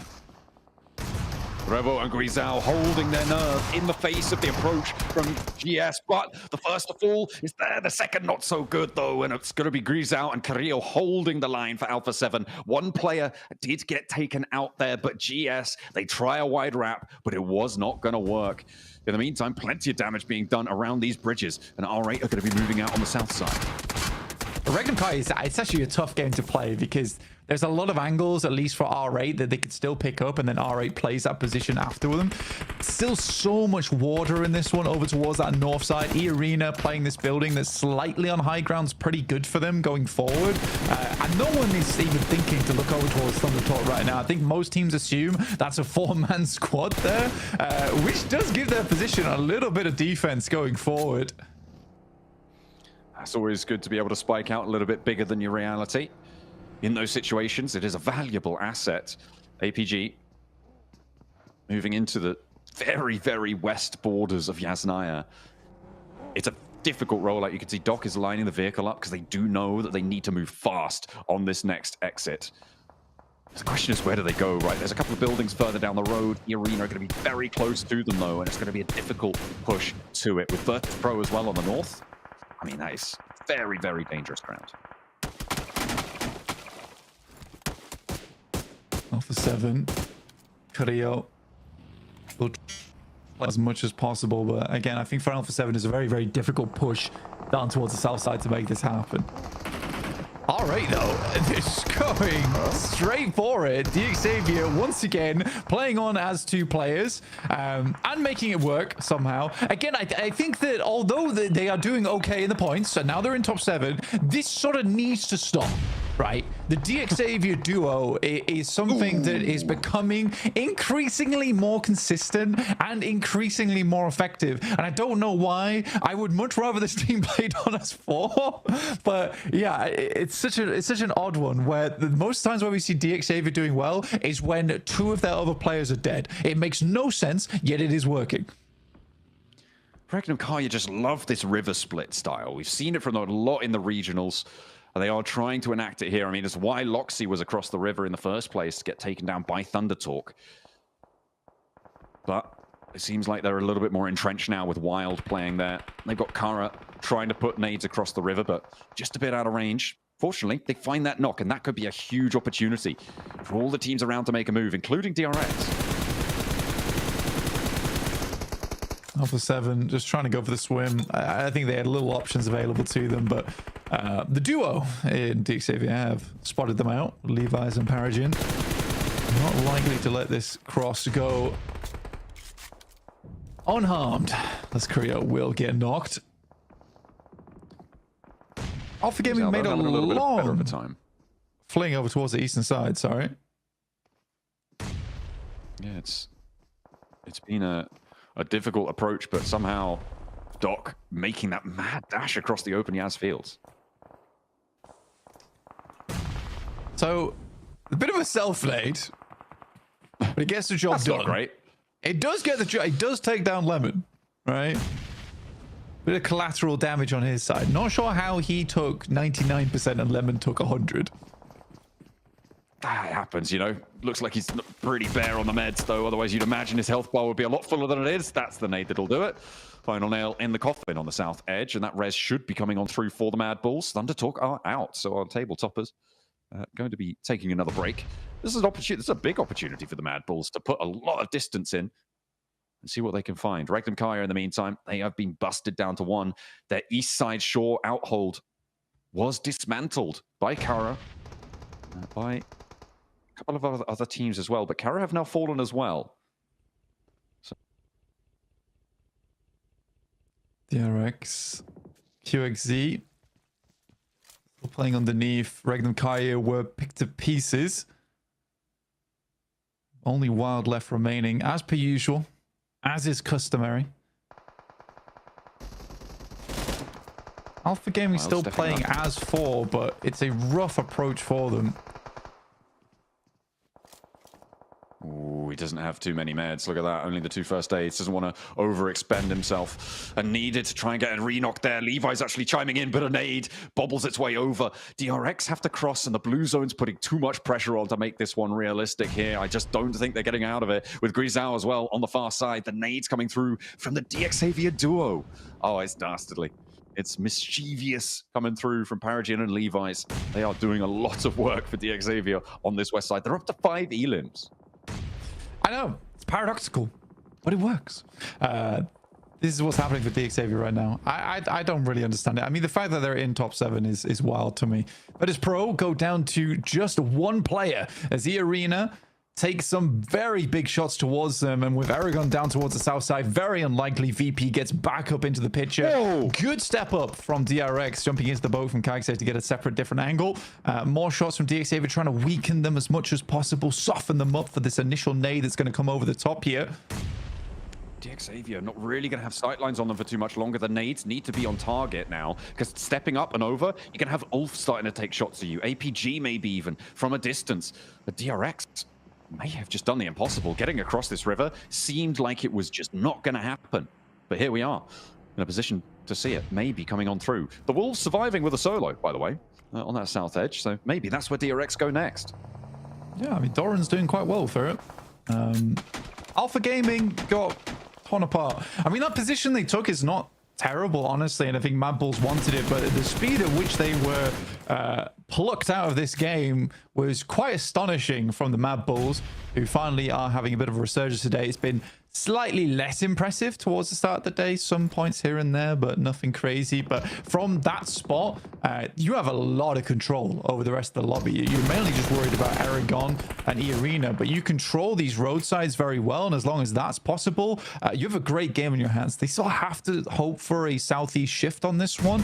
And then it's very likely to be a Mad Bulls win. Certainly would seem that way. Let's see where the circle goes. It goes pretty central, Blank, which gives Mad Bulls, again, probably one of the better positions. They could still play on those roadsides. They could still play on those ridges out towards the fields, the cover that they've already established. And the teams over towards the west side, I mean, it's a question of who gets the chance to try and move out towards where Ulf are playing. Xavier forced to drop down as many smokes as possible to make this push work, but DRX very healthy now, and the nades start to bear fin. This is a crazy push from QXZ, looking for a little more. Hyunbin around the side. Paragin's already down. Levi has a monumental task ahead of him. They gave him too much trouble on the river crossing, and now they want their revenge. Kaikse moves on in, but is going to be taken down from the backline. QXZ able to get the final blow there. Arena from the rooftops, making it a little bit tricky, but that res definitely will be possible. The smoke just about to fade there.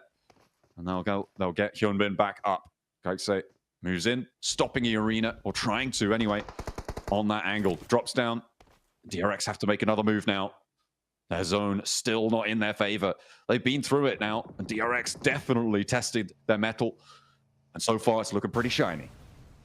It is. I mean, they have just been in the forge all day, slamming away on the Smith, because this has been a very, very different DRX to what we previously saw earlier. I've been quite impressed with what I've been looking at so far from DRX in these last couple of games. I mean, it was a bit of a weaker start on that chicken dinner, but then they stepped up from there. And I mean, it's always nice to see an interview come through and them stick to the guns from what their plan was, which was to get a little bit more aggressive, understand the lobby a little bit better, and they certainly have done that here.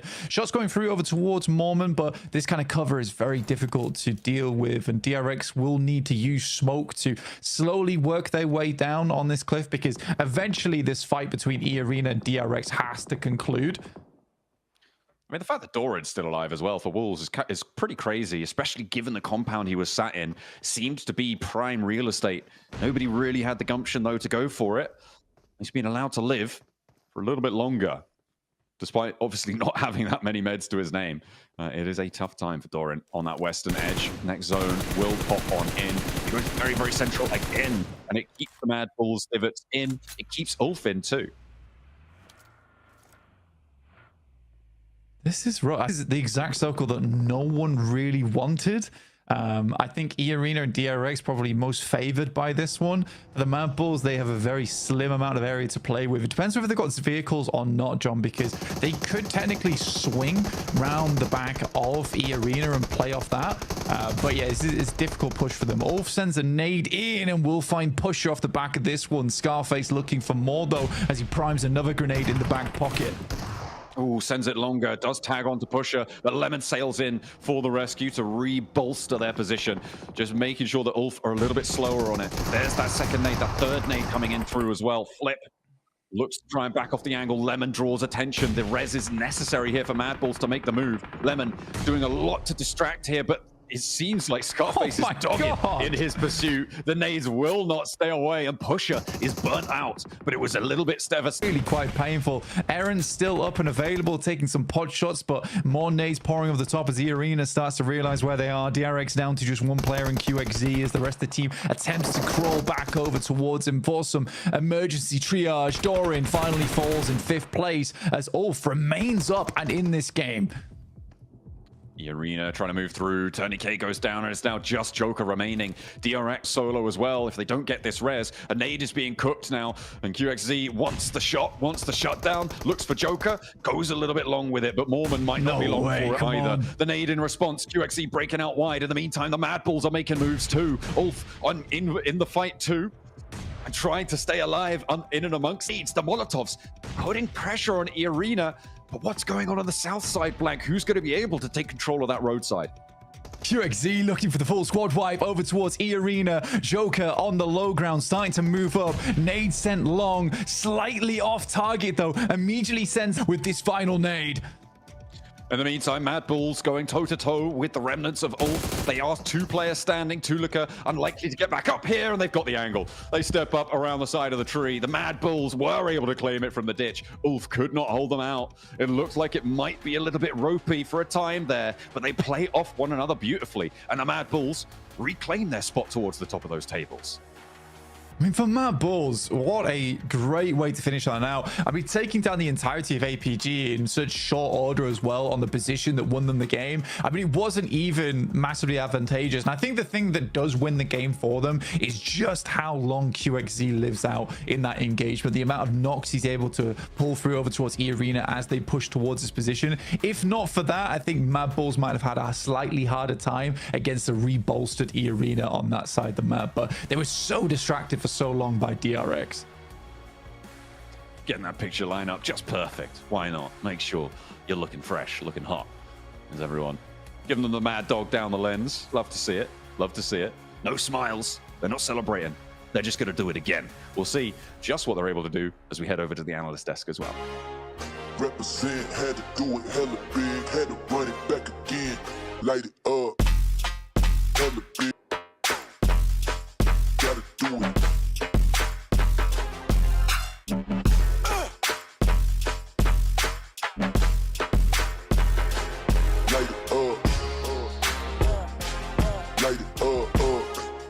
Or anything like that. They just keep it slow, keep it steady, use their info, and just are really able to push through and take teams down one by one. I genuinely believe this was a great game, Niptra, from Mad Bulls. I mean, we both agree that the way they executed the mid to late game transition was beautifully executed.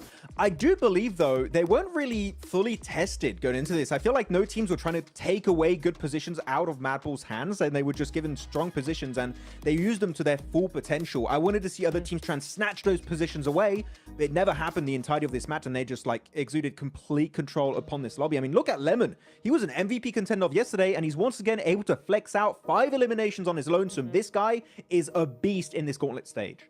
As well with the Ulf player, right? With Scarface trying to grab the nades and trying to get as many elims. And Lemon coming in with the car, just trying to distract as well. Like, just really backing up his teammates as much as he could. I really liked that play from him as well.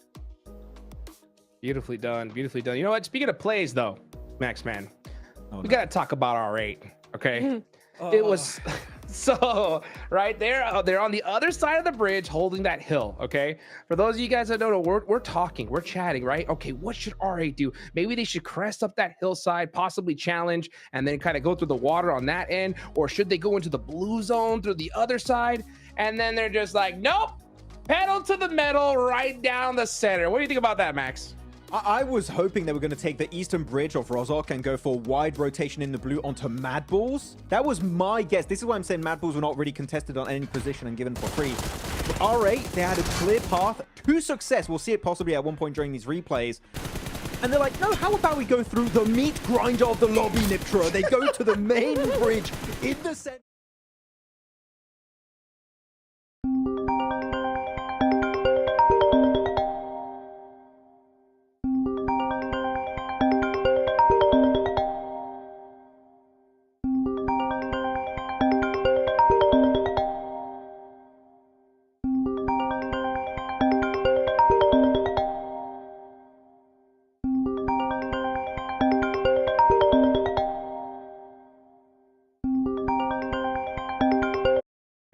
And there was Ulf, there was Rangdom Kara, Deke Xavier, DRX, Kara, and they're like, that sounds like the good option. But it wasn't! What are we doing, Ulrich? There was this way better option here going south into Mad Bulls, but unfortunately, I feel like they got a bit narrow-minded here, and that did cost them to go out so quickly. It's not even funny. They just disappeared. Yeah, you know what I would almost have liked better if they did want to go for the crazy play, is just send the vehicles into... not over the bridge, but over the water. Flow over the water, get to the other side, get to the other bank. You're low ground, but at least you don't have 6 teams looking at you. I mean, that would be so much better. Oh, do we see the okay. We should have gone down the middle earlier, right? We should have listened to Max, man. But, yeah, you know what? Actually, even though I'm not a fan of the play of sending cars in the water, definitely would have been better than whatever that was. Sorry, I feel like I'm being extra harsh on this, but there were decent options here, and they just got very desperate because maybe they delayed their move too much, and then they go like, oh, we have to do something. We took way too long to make a play, and unfortunately, the play they ended up doing, in my opinion, was like the worst option of all. But you know what? It's fine. They're still looking comfortable in the rankings. It's not going to hurt them too much. But at the end of this game, so many cool 1v1 scenarios here. Joke in particular, able to survive and outplay DRX with the nades. A few of them didn't connect, but the last ones did. And that does get them a second place as you go over the recap of the rotates here. And some really interesting rotates moving around the board here, Niptura, this match. Yeah, I really want to... Wait. Yeah, I really want to look at Mad Bulls in particular, because you can just see how south they actually go and how split they actually were as well. They had some really pretty big splits for the area that we were in, so I really liked seeing that as well, because I mean, I just love splits so much. I know a lot of teams don't play that way, but splits to me is just so controlling. You can do so much with them as well, and you can see that there, like even splitting across to the other side of the river just to get as much control as possible, then moving on up, just playing it super slow, Max. I loved this from them. Yeah, I love that rotation in particular from Mad Bulls. They see the circle going east of the river, which was a hard shift for a majority of this lobby. It's like, well, we can just avoid the big meat grind on the western side where DRX currently are on the minimap, and they just get easy access into Thunder Talk's compound. They snatch it away in that 4v2 and just, again, showcase perfect control in the field on the rest of this PMGC Gauntlet lobby. So very well executed. And that is a 20-point bomb here, Hot Jukes. Coming out from the Mad Bulls. They were looking good after their win yesterday. And here they're going to solidify their position in that top 7. Yeah, I'll take that all day long. Beautiful rotations there for Mad Bulls. 20 points, huge, especially at this point in the stage. We are now past that halfway point. We're gonna got 2 Miramars left. By the way, I mean, DRX, right? They were right there on that cutoff, trying to get into the top 7. 10 points here, I think they did it, Neptura. I mean, they really grinded in order to get every single one of those points, and it worked out perfectly for them.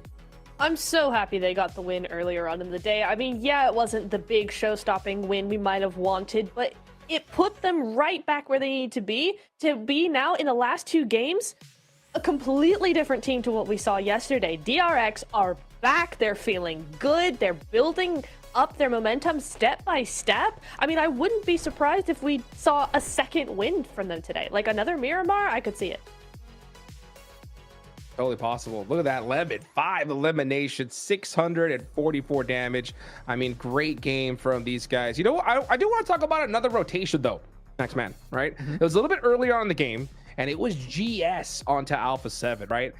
They did a super bold push, wrapping all the way down that north side, passing up Alpha 7, and they were able to crash successfully, but then everything just fell apart for them. What happened? I'm happy you bring it up because I genuinely enjoyed that play from GS. I think it showed that they wanted to try and contest that position away, wrestle it out of the hands of Alpha 7. But unfortunately, they get a position which, as we know, Hodrick's position, only 11 placement points, which is quite unfortunate. But top of the rankings, I am happy. DRX, they're jumping up the rankings. They're getting up in that top 7. Let's go. South Korea is here to play. What a crazy jump. Yeah, I mean, DRX were in big trouble, right? Before, at the start of the day, right? And just like that, they rocket launched themselves. I mean, they were in 13th place with 19 points, right? Yeah. Going with this kind of performance, I mean, they have got to be so excited. They really do. I love this for them. Top 5. I mean, a pretty good buffer placement-wise, you know, in the top 7, right? To be top 5, you're not hovering on that edge there. But points-wise, they kind of are, because we've got 2 ties. DRX and OG with 61 points, A7 and Dick Xavier with 59 points. There's only 2 points separating them between 8th and 5th place right now. So definitely not in the safe zone yet, but what a start it is for them. And it's really looking very, very good. We see here top 4 fraggers. Lemon's looking good. 5 eliminations. You got Joker as well stepping up. We saw him a lot in that game as well, didn't we, Max? I'm just laughing at Joker's pose, like, gentlemen. Yes. maybe time for a win, possibly, maybe. Indubitably. Every one of these players performing here, Lemon, Joker, Parajin, and QXE on their respective teams. But yeah, it's good to see a bit of variety in this team and who's able to dominate and do well. So very, very excited to see how that's going to continue moving forward. But that is it for Wrangle, right? So our Wrangles are done. We're getting now into Miramar. Excited to see who's going to be taking the Dusty June wins here this time around. Oh man, I'm so ready for Miramar. And one team I'm really going to be looking at, right, is going to be OG, right? We heard at the top of the show with Seven saying that, hey, it's our hot drop location. We're going to take it. The thing is, though, Max, right? A lot of teams, DRX surpassing them. A lot of big names now starting to perform. Are you starting to get a little bit worried for this squad? I am a little bit, because this lobby, it's very obvious to me, Hot Jukes, we're looking at day one compared to day two. The teams now, they're feeling comfortable. You know, they're fully playing into their initial strategies. They wanted to fully play around going into the Gauntlet. Now day two, they're just flexing what they can really make in this lobby. The teams at the bottom, except for APG, you could say they've still been kind of invisible these matches. Everyone is stepping up big time, just like DRX as an example. So teams at the top are starting to slip. Orangutan is one of those teams. We said it at the start of the day, right, Nipchore? We wanted to see an Orangutan win to kind of secure top 7 spot. We have yet to see that chicken dinner. I still feel like there's time to make it happen. But again, we're at the halfway point, past the halfway point now. So you don't have that much time left to secure that top 7 position. Yeah, I mean, I'm starting to feel a little bit worried about OG. I mean, we came so close to a win earlier on Erangel, right? They got second place with a decent amount of eliminations. I was surprised how they turned that game around, because that first rotation into that building, I was like, guys, what are we doing? This is crazy. They made it work, right?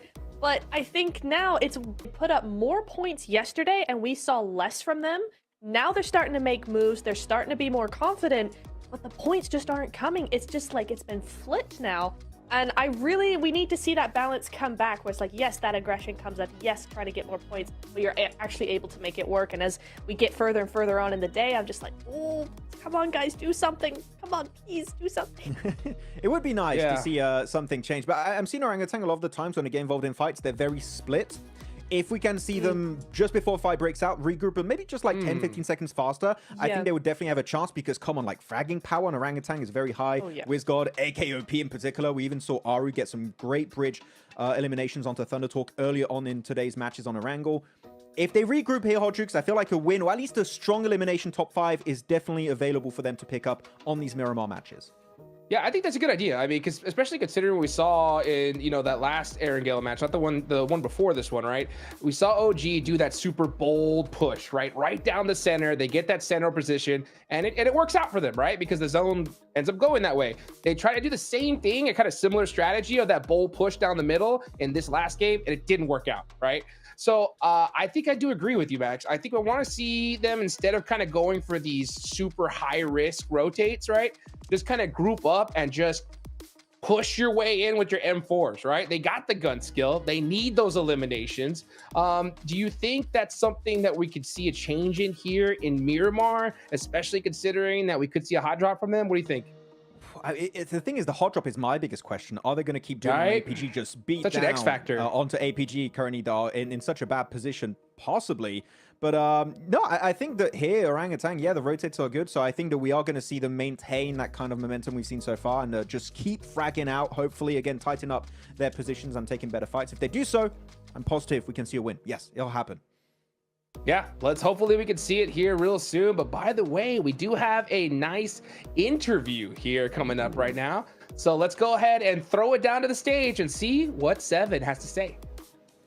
Welcome back, ladies and gentlemen, with the 7WG quick report here. I have none other than Turney K from E Arena getting a second place finish and getting closer towards that top 7 after, to be completely honest, an awful performance so far this PMGC. What has been the biggest struggle so far?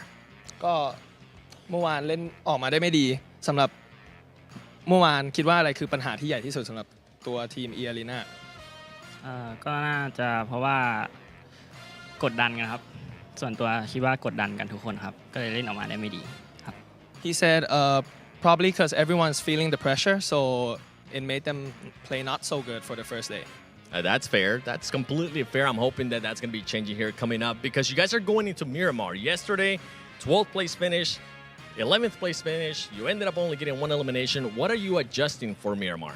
ก็เมื่อวานมิรามาเล่นออกมาได้ไม่ดีได้แค่1-2 แต้มก็คิดว่าจะแก้ไงสำหรับมิรามาวันนี้วันนี้ก็น่าจะเล่นสไตล์ที่ตัวเองถนัดครับเพราะว่าเราเสียเมืองก็เลยเล่นยากนิดนึงก็น่าจะเล่นตามลายเครื่องครับ So they're gonna play in the style that they're used to because it's a bit hard because they lost their city.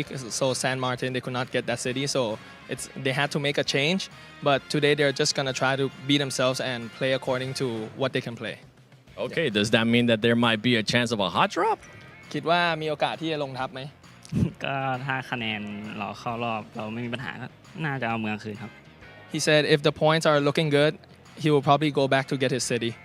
Okay, well, I mean, you're currently 17 points away from being into that top 7, so points are starting to look good, but play it safe. Back to you guys.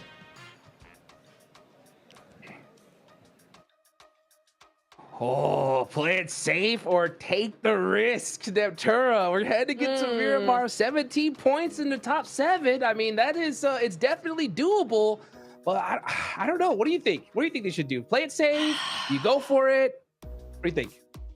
I see both ways, right? Because hot drop sometimes is the way to get your mojo back. You come in hot, you get the points, you've got the momentum at the beginning of the game, you're feeling on top of the world, ready to roll. However, wasn't it yesterday the time for all that? Now past the halfway point is a little bit late for that kind of talk. I'm not sure.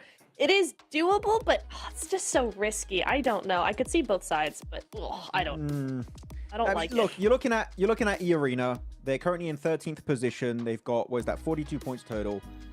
When you're not comfortable in a ranking, sorry, hot drops does not make sense.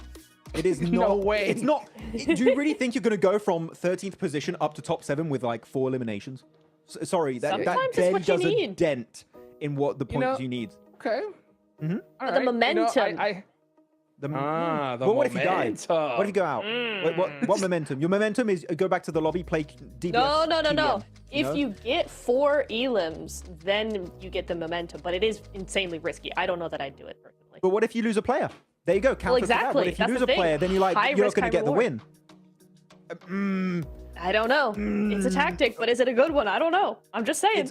I don't like it. No. Yeah, I don't love it either. No, I would have to fully disagree. Oh man, he's flexing. Oh, hey, let's go. Them guns. They in should game be and out of game. Look at that. Yeah, literally. Yeah, you know what? It's so crazy. You're right. You know, if you get that successful hot drop, yeah, it is just, you're so hyped, right?